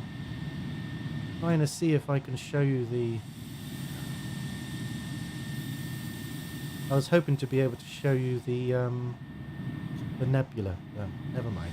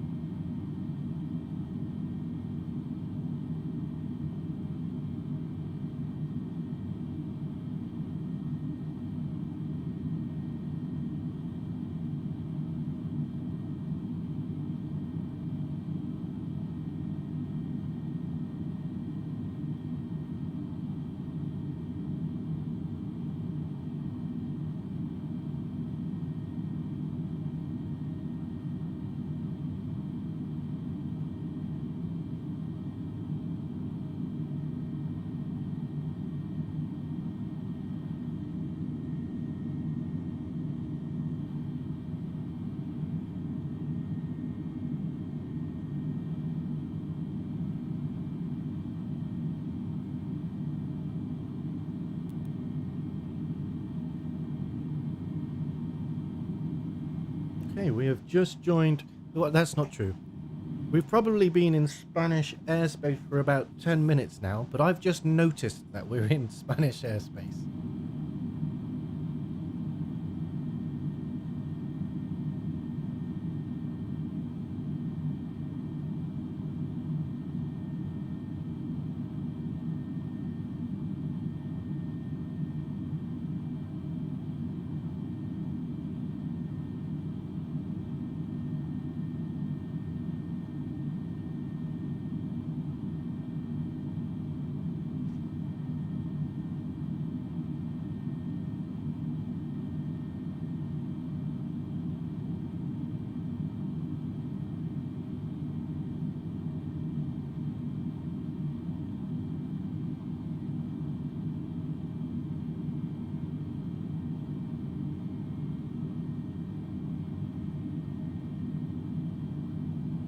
Okay, I'm not quite sure when we're going to start descending. I wonder if it's written in the flight plan.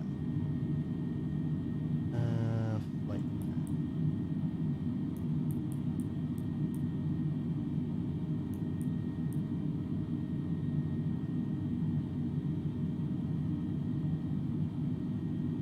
So it's in about 15 minutes we're going to start descending.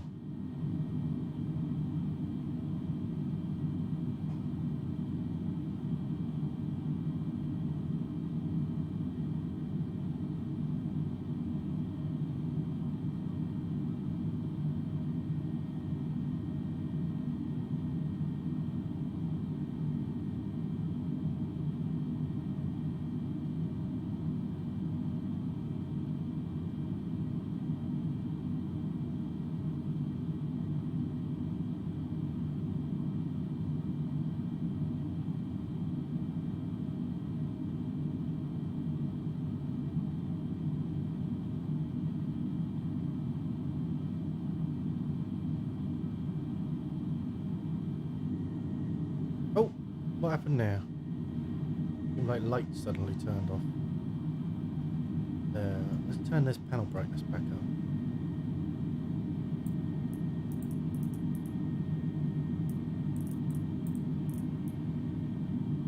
You can probably actually go ahead and turn that anti-glare down. No, you don't need to put your belt on just yet.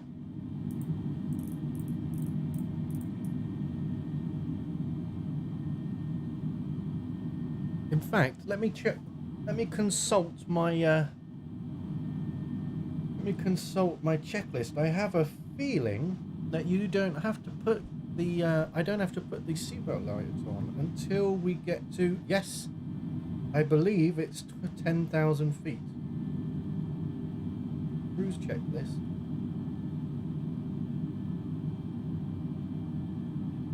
Kick off. Cruise approach.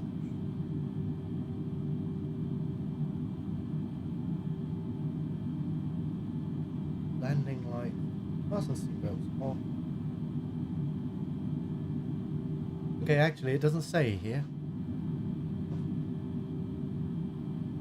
Oh no, fasten seatbelts when we are making our approach. So actually, it's not until we are we're in contact with the airport that you're going to need to put the seatbelts on.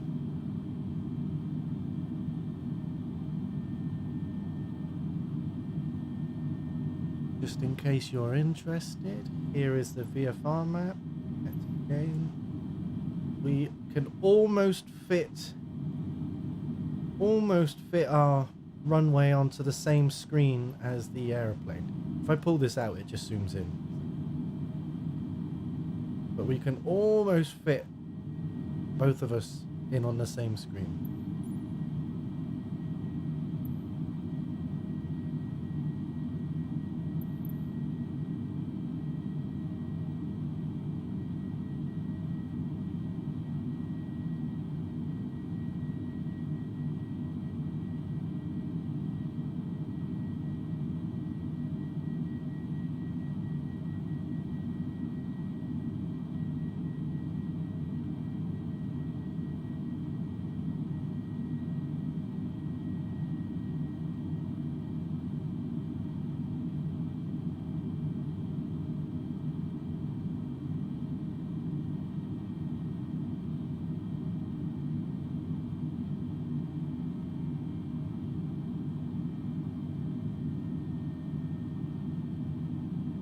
Oh look, we've got another player.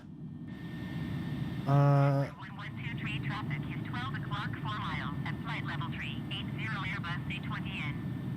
Report them in sight. Traffic in sight, Penguin 1123. Oops, I pressed the wrong button. Canadian 469er, 6 heavy traffic is 1 o'clock 2 miles at flight level 385 Airbus A320neo. Report them in sight. Penguin 112 traffic in sight. Thankfully, he was 500 feet above me, so even if we were going to fly straight into each other, he would have been above me. But my god, that was the closest I've come to crashing into another plane on this game. And it just happened to be another player too. That's crazy. Okay, so I'm going to go ahead and tune my second comm station into it's called ATIS, which is the airport air traffic information service, I believe it's called. Basically, it tells me the weather of the airport that we're going to land at. We may not be close enough to actually pick up the radio signals, but I'm going to tune into it anyway, ready for when we are. So I just need to look up the frequencies for this airport. Obviously, a real pilot would already know these frequencies and probably have them pre-programmed. But I'm A, not a real pilot, B, fairly new to streaming, and C, I like doing things as I go, because I know I'm going to forget something at some point. LPPT frequencies.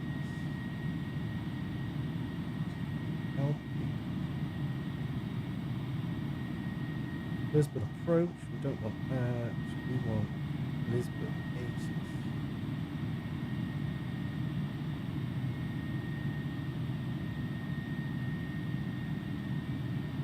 Oh, apparently this website's saying it doesn't even have an ATIS, but I know it does. Yeah, it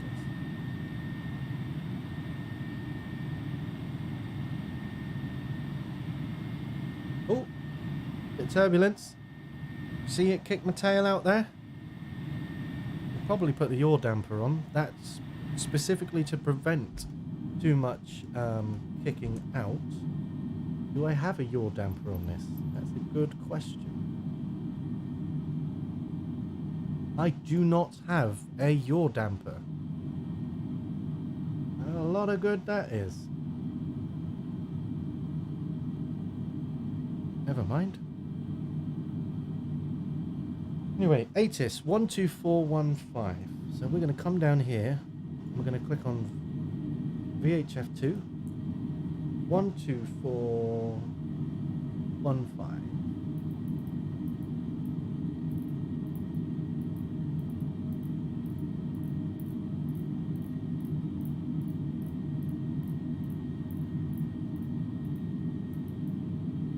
Swap that to the active.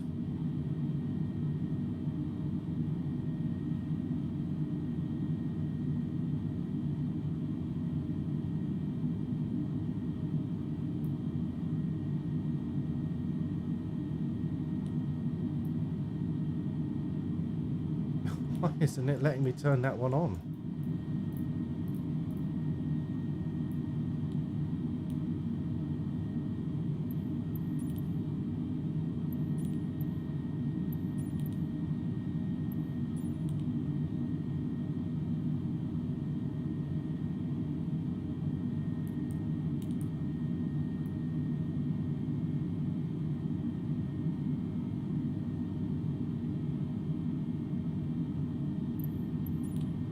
Okay, my guess is we're not close enough for it to be picked up. 124, oh, 12415, that's why. Put that back in there.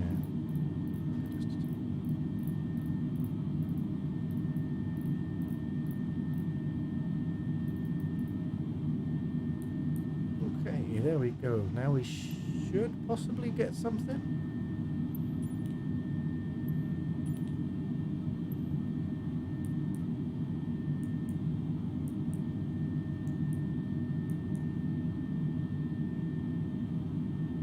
Okay, nope. Apparently we are still too far away. No worries. Bring that back out over here.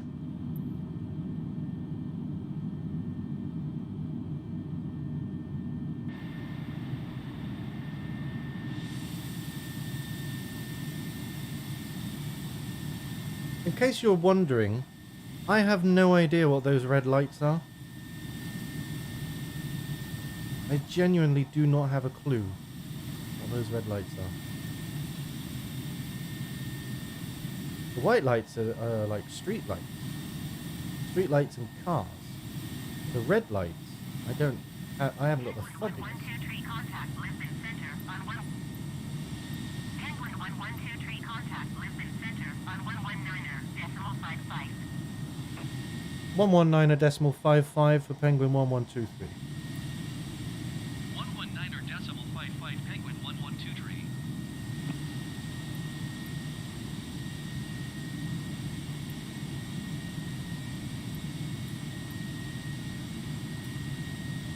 Lisbon Center Penguin 1123 flight level 380. Penguin 1123 Lisbon Center continues. We might be about to start descending. No? Quite often when we change to a new air traffic controller, they will tell us to start descending or to start ascending. Yeah, but apparently not this time. Let's have a look on our prime. Let's have a look on our little computer when we start descending. Well, apparently it will be in about 2 minutes. Yeah, and once we hit here, they should start telling us to descend.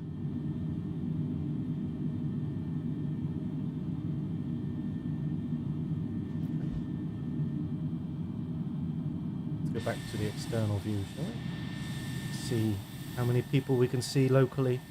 Oh, there's only the one. It's no fun flying in the dark.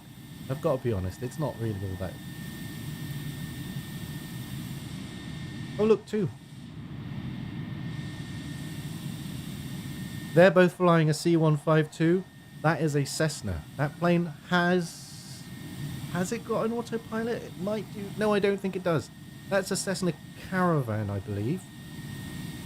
And that's quite a basic plane. It's like a training plane that you use in Microsoft Flight Sim.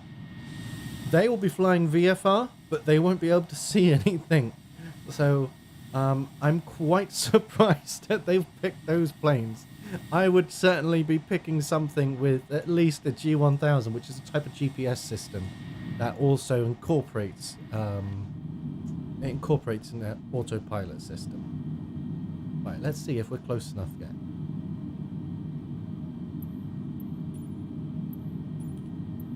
Apparently, we are still not.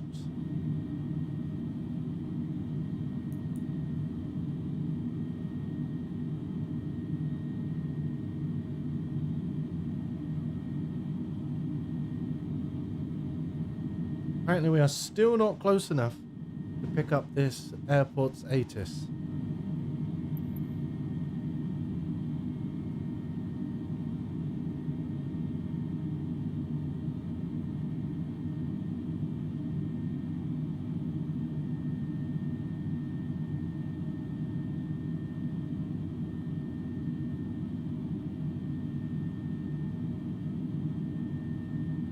Go ahead and stick that back onto VHF1. I wonder if it's because maybe this doesn't work. Let me change this to 12415. I'm just going to quickly, I shouldn't do this, but I'm just going to check. It might be that these two radios don't actually work.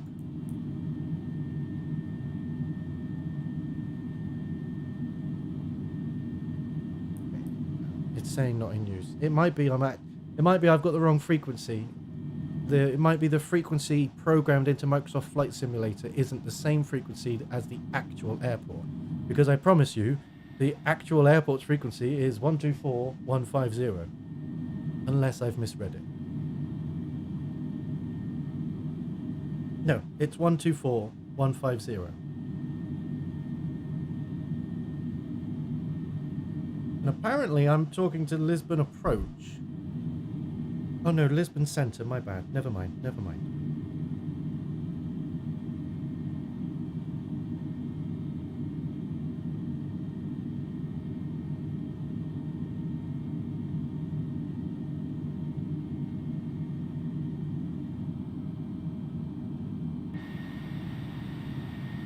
I think we can go ahead and turn off the local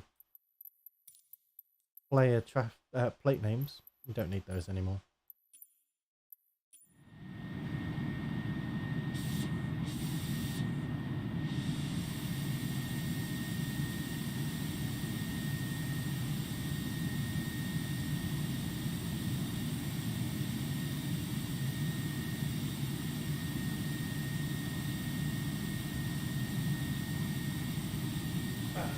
Whilst we're still cruising, I'm going to grab another glass of wine.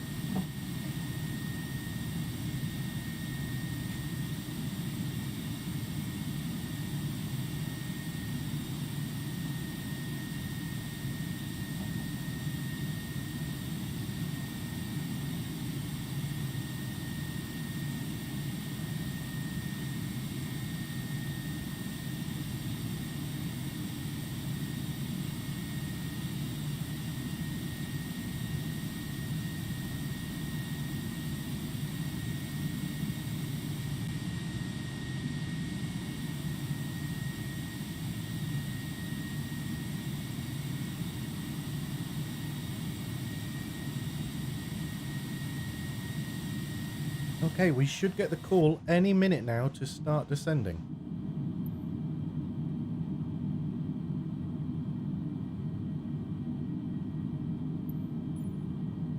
Should do. Whether we do or not is another question.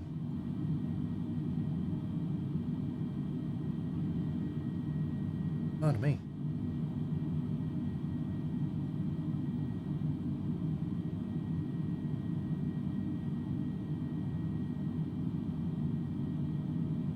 Oh. Am I still using the wrong... No, no, no, no. I thought for a second I was using the wrong frequency.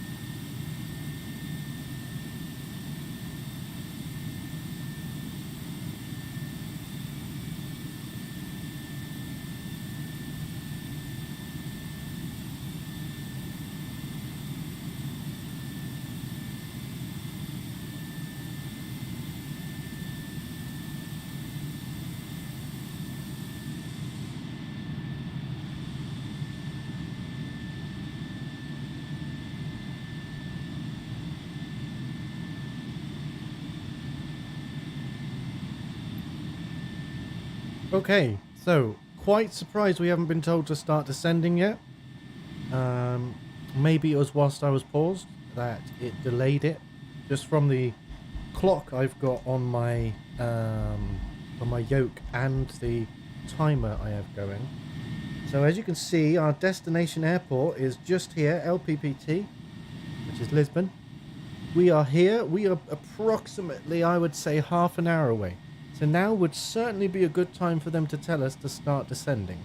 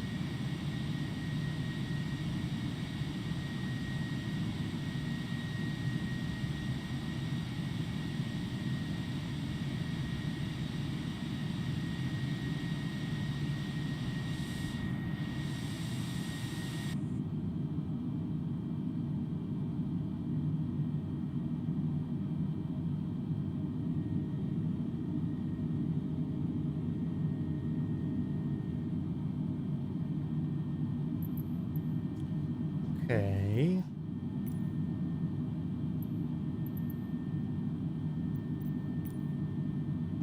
I'm getting a little bit concerned that we're not being told to descend. My flight plan says we should already be down at 20,000 feet.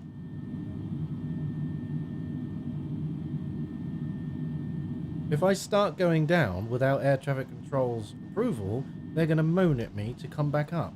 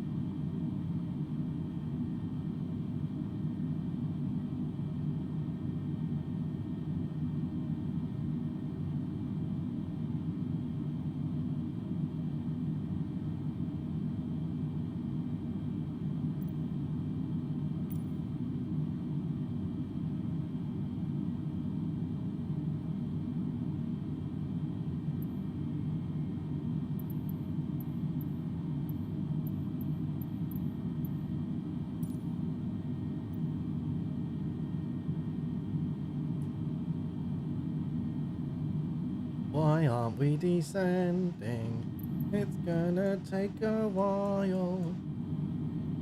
Penguin There we 112 go. maintain flight level 260. Flight level 260 for Penguin 1123. Descend and maintain flight level 260, Penguin 112 tree.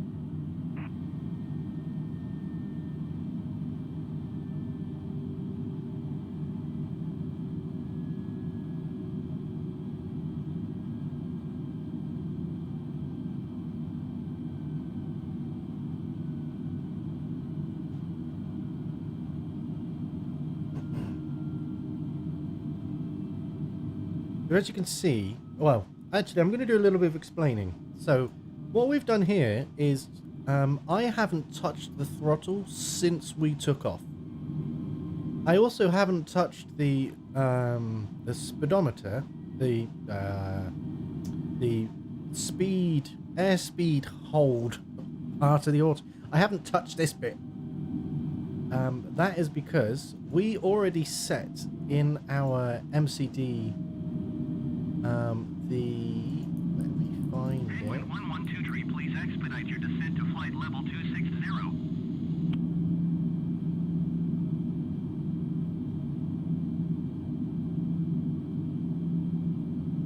We're going to need to descend a lot quicker.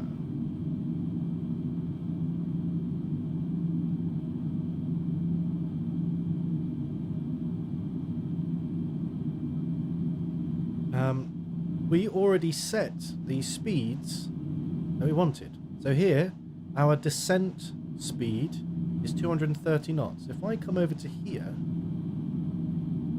okay, for some reason it's at 240, but oh, it's doing the managed one for some reason.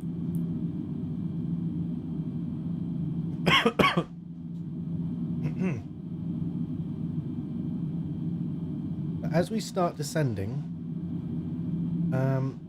it will try and maintain the speed that is set by this computer. And the reason that speeds are set on this computer is because sometimes maintenance costs more than fuel with some airliners. So it might be that I could burn more fuel and descend faster, or I could burn less fuel and potentially need more maintenance on the plane. I can't really descend any faster in this plane, got to be honest. I really don't understand why he didn't tell me to descend quicker, earlier. We are getting awfully close to this airport and we are very high. Very high. I appreciate that, Matthew. Thank you very much.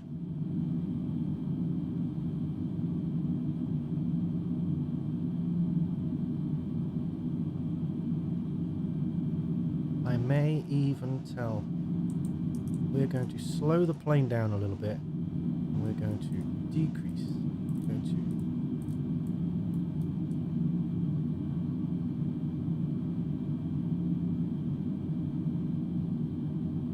We're going to come down quite a bit.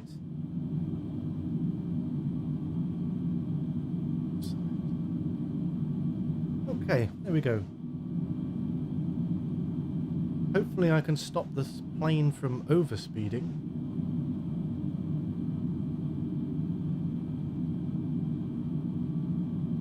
That's a bit better.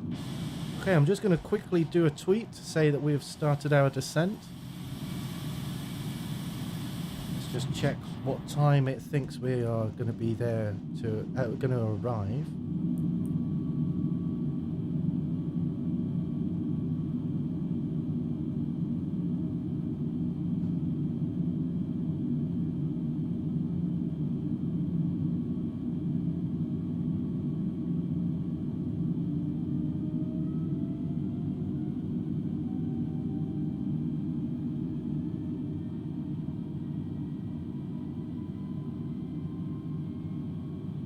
Oh, we've begun descending.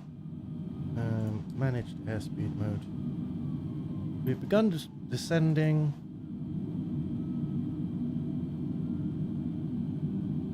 We should arrive at Lisbon Airport, 1931 UTC.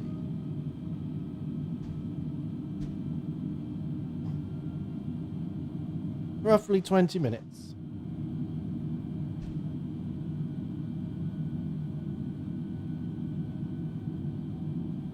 What's this? Oh, that's my VFR map.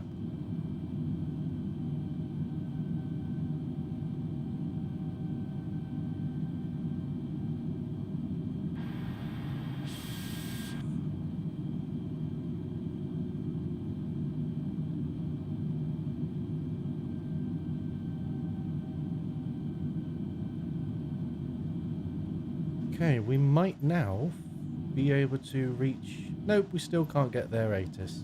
Never mind.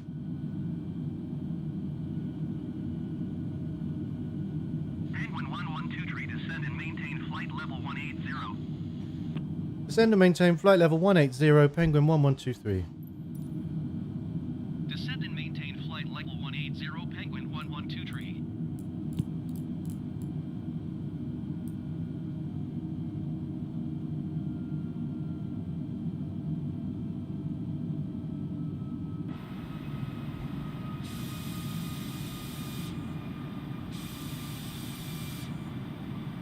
Okay, as we're on approach, I am going to turn on the landing lights. It's a bit early, but I don't want to forget in the madness of landing. Excuse me, there's a hiccup. We're going to turn on our landing lights. And we may as well turn on our nose landing light. There's no point not having that on. It'll be kind of useless until we get to the ground, you know?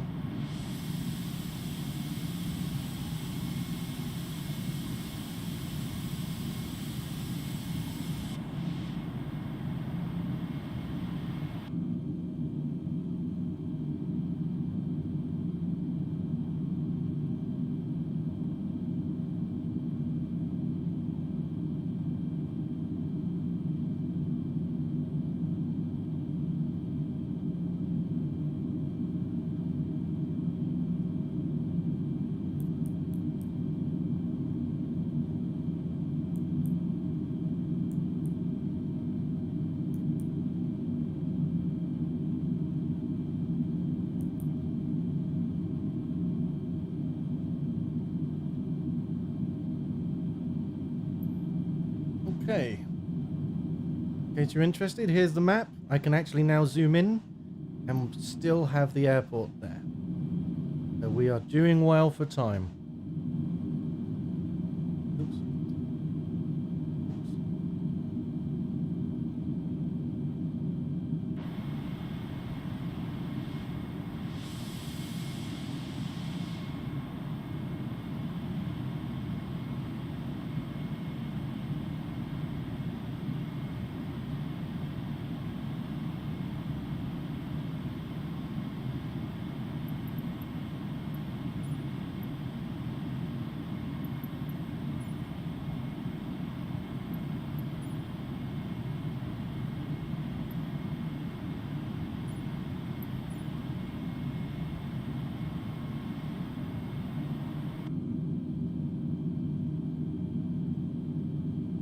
We're almost at 18,000 feet.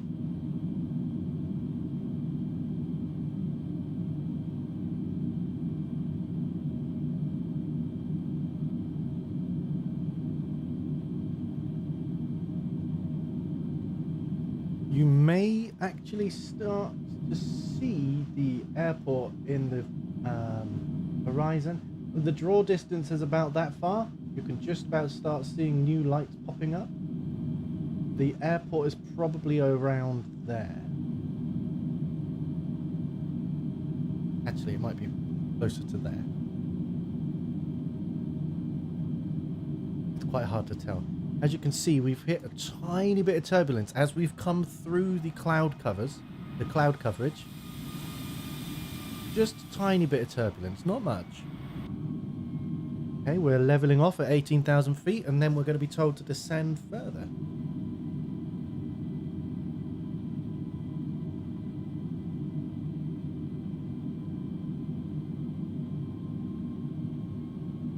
And then... Oh, here we go.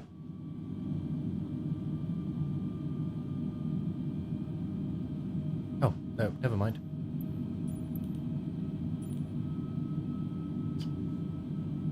There we go. Penguin 112 you are 63 miles northeast. Descend and maintain 12,000 feet. Expect vectors ILS runway 21 approach. Whoops. Whoops, whoops, Penguin whoops. 112 descend and maintain 6,000 feet. You've given me Penguin 112 descend and maintain 3 things to do. Descend and maintain 4,000 feet. Expect vectors ILS runway 21 approach. Penguin 112. Okay, we will shortly be landing.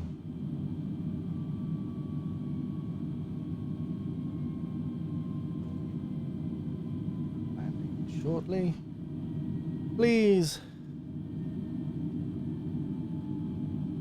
To your seats. Put your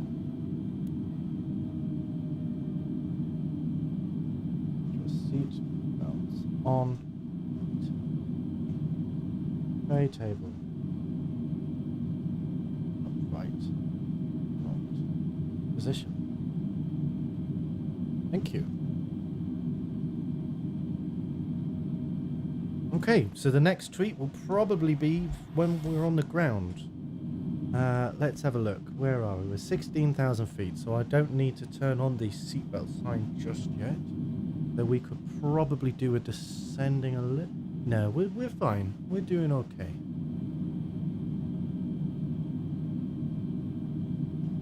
Pardon me.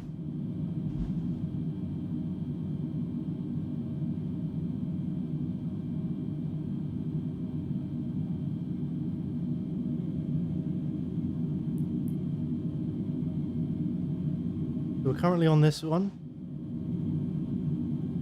So according to this, we should be at 4,000 feet. Okay, well, let's hope we can descend to 4,000 feet in the next 5 minutes. A bit silly, but okay.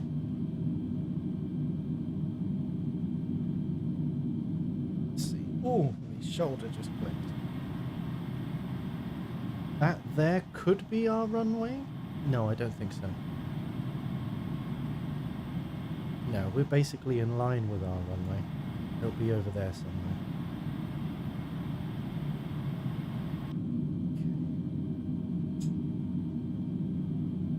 I'm going to turn my camera back on because I'll soon be taking control of the aeroplane. Let me just check that the camera's still on the controls. Yep.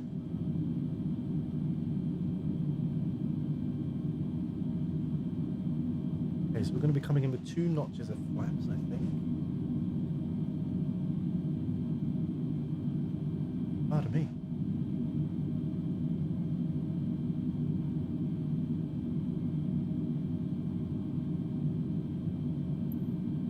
Can we pick up this airport ATIS yet?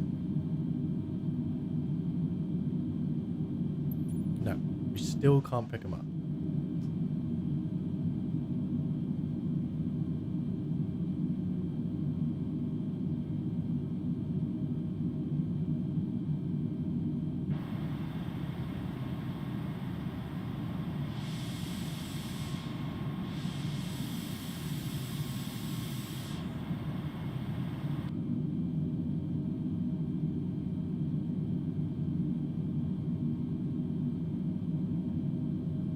Check the fuel on board.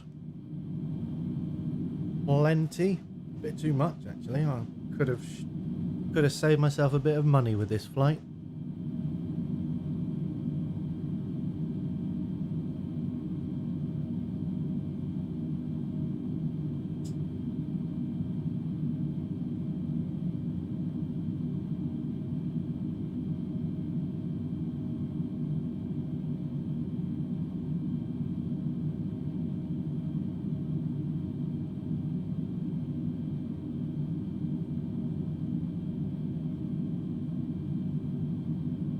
Okay, we are at flight level 9,000, so we're going to make sure that the landing lights are all on.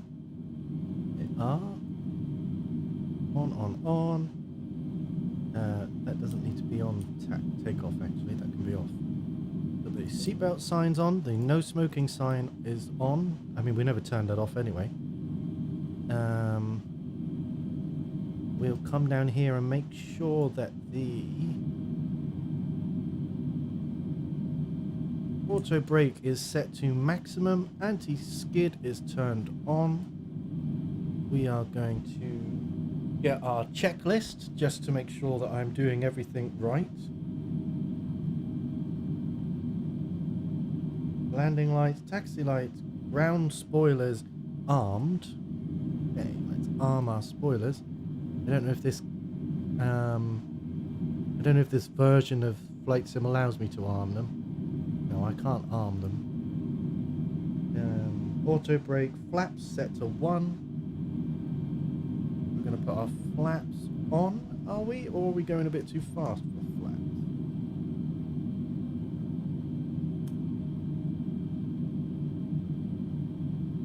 Okay, you see that flashing over there? I think that could be our airport. Penguin 112 contact approach on 119.555. 119.0555 for Penguin 1123. 555 Penguin 1123. We're going to be tuning into the airport approach now. Let's check the contact approach. Approach Penguin 1123 is out at 5,700 feet for 4,000 feet. Penguin 1123 approach continue as planned. Altimeter 30.08. We are going to put down our landing gear. 123, you are 31 miles northeast of Lisbon. Maintain present heading and altitude. Contact tower on 120.355. Knowledge clearance. Maintain present heading and altitude. Tower on 120.355 Penguin 1123.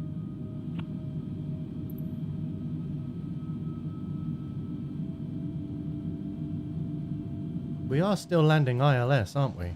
I hope so. Okay, tune tower. Contact tower. Tower Penguin 112328 miles northeast inbound ILS runway 21 approach. Penguin 1123 tower. Cleared ILS runway 21 approach.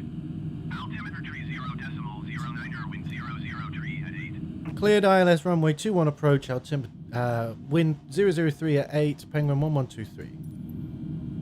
Cleared ILS runway 21 approach Penguin 1123. Okay. So, we're just going to quickly check on the ATIS. Oh, so it is a different Alpha 19 thingy. 00 Zulu. Wind 003 at 8. Visibility tree. Sky condition. Few clouds at 500 feet. Few clouds at 4,200 feet. Few clouds at 12,100 feet. Temperature 17. Dew point 10. Altimeter tree 0.08. ILS runway tree in use. Landing and departing runway tree. VFR aircraft say direction of flight. All aircraft read back hold short instructions. Advise controller on initial contact you have Alpha. Okay, so we've been picked up by the ILS, which is the Instrument Landing System. So basically this plane should be in a position to land itself. Few clouds at 500 feet. Few clouds at 4,200 feet. Few clouds at 12,100 feet. Temperature 17. Dew point 10. Altimeter tree 0.08. ILS runway tree in use. Landing and depart. Okay, so we're going to turn that off. Lisbon Airport information Alpha 1900. Stop talking. Stop. Lisbon Airport information Alpha 1900 Zulu. Wind 003 at 8. Visibility tree. Sky condition. Few clouds at. I don't know how to turn it off. There we go. That should Lisbon do it. Airport information Alpha 1900 Zulu. Wind 003 at 8. Visibility tree. Sky condition. Few clouds at 500 feet. Few clouds at 4,200 feet. Few Okay, there it is. There's our runway. Temperature 17. Dew point 10. Altimeter tree 0.08. ILS runway tree in use. Landing and departing runway tree. VFR aircraft say direction of flight. All aircraft read back hold short instructions. Advise controller on initial contact you have Alpha.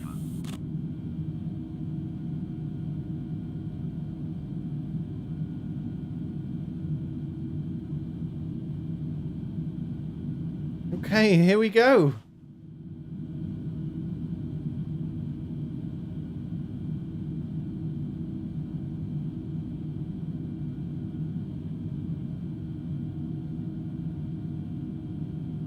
We are almost there. I hope you've enjoyed yourself. It has been absolutely wonderful streaming to you. I am so glad that you were happy to join me.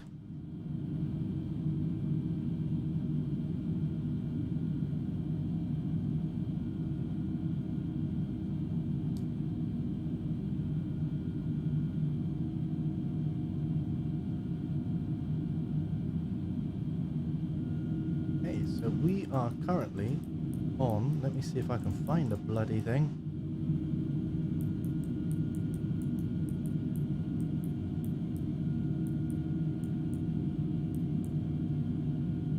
We are on the, yep, so we're on the approach phase. We are coming in. And I will soon be taking over control. I will turn off the automatic pilot. Thank you very much, Matthew. Thank you very much. You've been here since the start, and I believe you've been here since the start. Certainly very close to the start, anyway.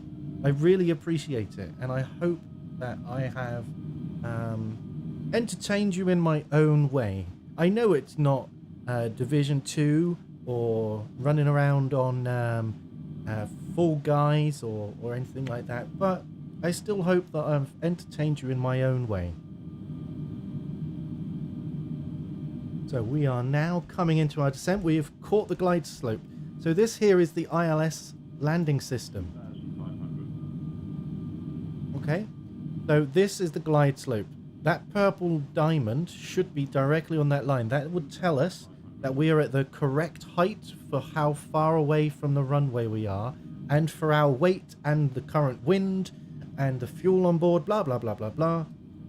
And then this little purple diamond here tells us that we are in line with the runway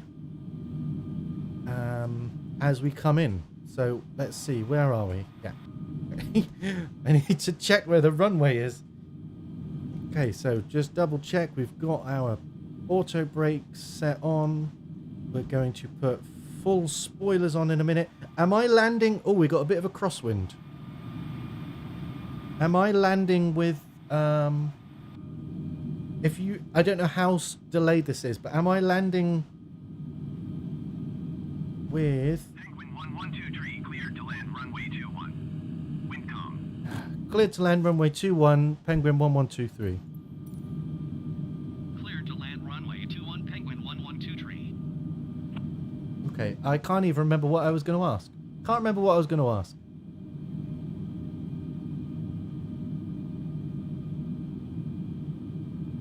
Once we reach our MDA, which is our minimum decision altitude, that is basically the lowest we can be before we have to commit to a landing. So if we're lower than that, even if we might crash, there is nothing we can do. We have to continue with the attempted landing. So once we get to just above our MDA, I will take control of the aircraft with this big red button. That will disable the autopilot. We'll come throttling down. We'll go to reverse throttle, spoilers on, and yeah, we should then be landed. I really hope you've enjoyed yourself. I've absolutely loved streaming this. This has been fantastic. This flight could not have gone better. Right, what altitude? We are currently at 600 feet, so I'm going to go ahead and disable the autopilot. We're going to 400, 300. going to put our spoilers up. 100, 60, 50, 40, 30, 20, refly.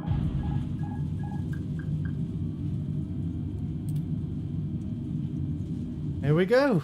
Exactly. Exactly. Okay, so we're probably going to get told to turn runway heading turn off at the nearest taxiway. We're just going to come to a complete stop. I need to check if I'm actually in reverse thrust mode. There we go. Reverse thrust mode. And we'll come to a complete stop.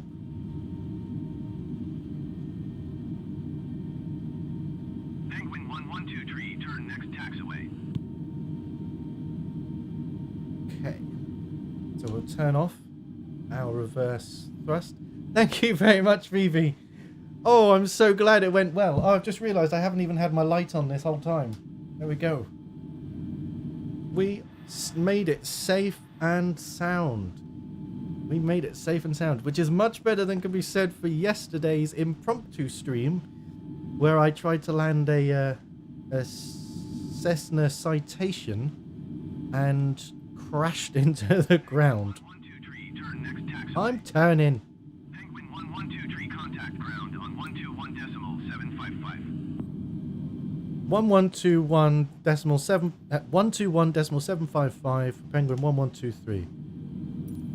Okay, so we're going to 121.755 for Penguin 1123. we're going to apply our brakes. I don't know where it's taking me. Okay, I'm going to turn on. I forgot to turn on my taxi light, and we kind of need that on. Lights. We can turn off our landing lights because we have already landed. Okay, so we're going to request taxi to parking. Ground Penguin 1123 request taxi to parking. Penguin 1123 taxi to General Aviation parking using taxiway Charlie. Okay, taxi to General Aviation parking using taxiway Charlie, Penguin 1123. Have a good night. Thank you very much, Lisbon ground.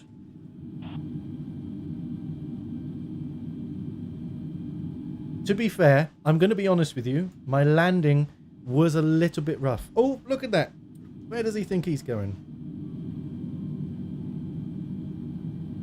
I better check there's no more fuel trucks that want to blow up my aeroplane.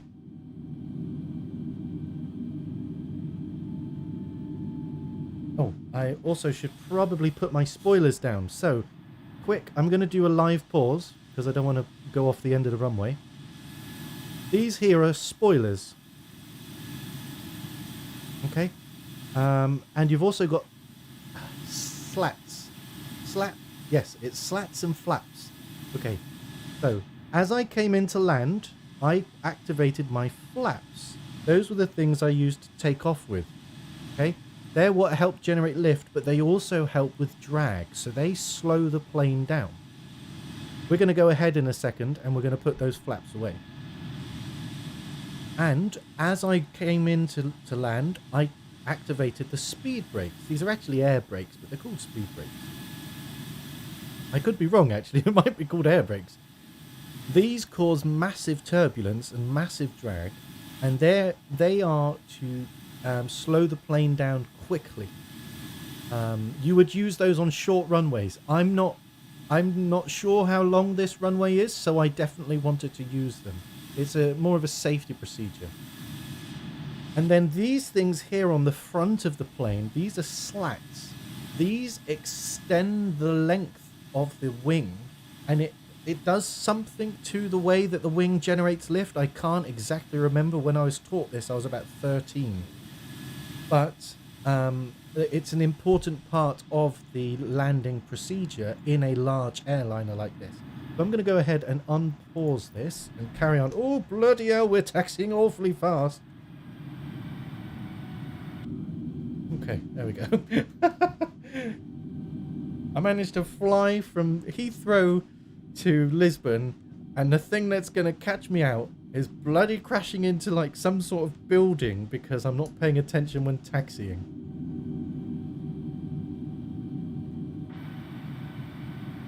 So we're going to go ahead and we're going to put the flaps away. We're going to go ahead and put the speed brakes away. There they go. And the slats automatically have gone away. If I bring the speed brakes back out, not the speed brakes, sorry, the flaps, you can see the slats extending. I better go back into the proper camera because I'm about to miss my turn. Trying to explain things as I'm taxiing an aeroplane. Turn those wing lights off and the nav lights off as well.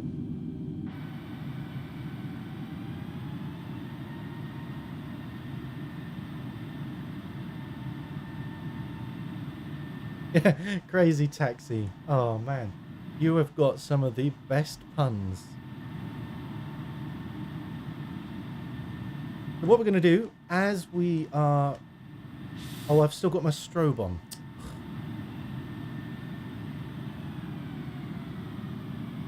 Okay, so we're going to apply the parking brake.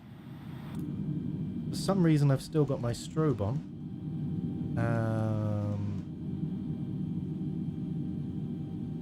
We can turn off all of the anti-ice. Where's the strobe? Off. Turn off the bacon lights.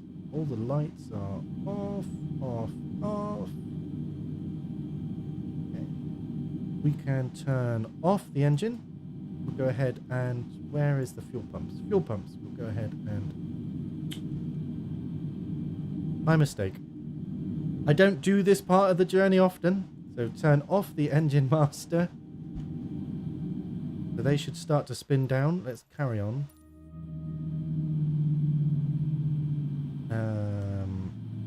Okay, you can see them spinning down. We're going to connect to the external power because our engine generators won't be running anymore. And we're going to ask for...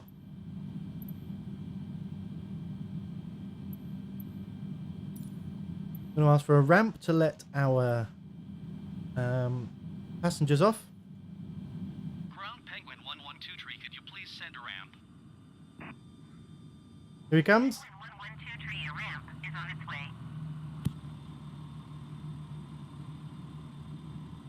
way. It's not that I don't land often. It's that I don't do the engine shutdown sequence very often. I tend to do touch and go. Touch and go is basically where you will land and then take back off straight away.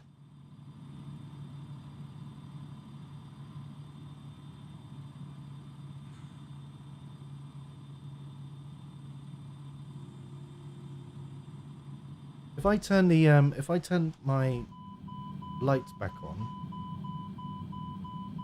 yeah, I know the door's open. I'm aware the door is open. I can't do it manually anyway. If I turn the landing lights back on, there we go. You should see a bit better.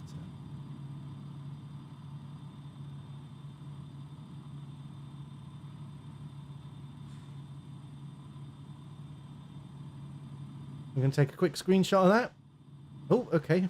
Did some weird sliding stuff. Not explosions. No, not explosions. Okay, so we're going to assume that everyone has debarked now. And so we can turn off that bloody door alarm. Ramp disconnection. Ground Penguin 112 tree, I am done with the ramp. Okay, so we can go ahead and we can... Engines, generators are both off. We can turn off our fuel pumps. Okay, all of our fuel pumps are off. We can turn off the APU generator. Turn off the engine bleed. Okay, I think we have turned everything off that we need to. Everything is set to where it needs to be. Parking brake is on. The ramp has left. Okay, so we can go ahead and turn the battery off, and that'll be us done. There you go. That is an IFR flight from London Heathrow to Lisbon Airport. We took off at... we did our pre-flight checks at 5:15. We were on the runway by about 5 past 5, 10 past 5. And we arrived at Lisbon Airport at, I think it was 31 minutes past 7. I don't know if someone was watching. Thank you to everyone. Thank you to you all who's hopped in and hopped out. I really appreciate it. You know, I hope I've given back to you what you've given to me. I'm hoping to do one of these every Friday. This would have happened yesterday, but I forgot to hit go live. So I was streaming for an hour and a half to myself. Next Friday, this won't be in 720p, it'll be in 1080p. And we'll be flying a Canadian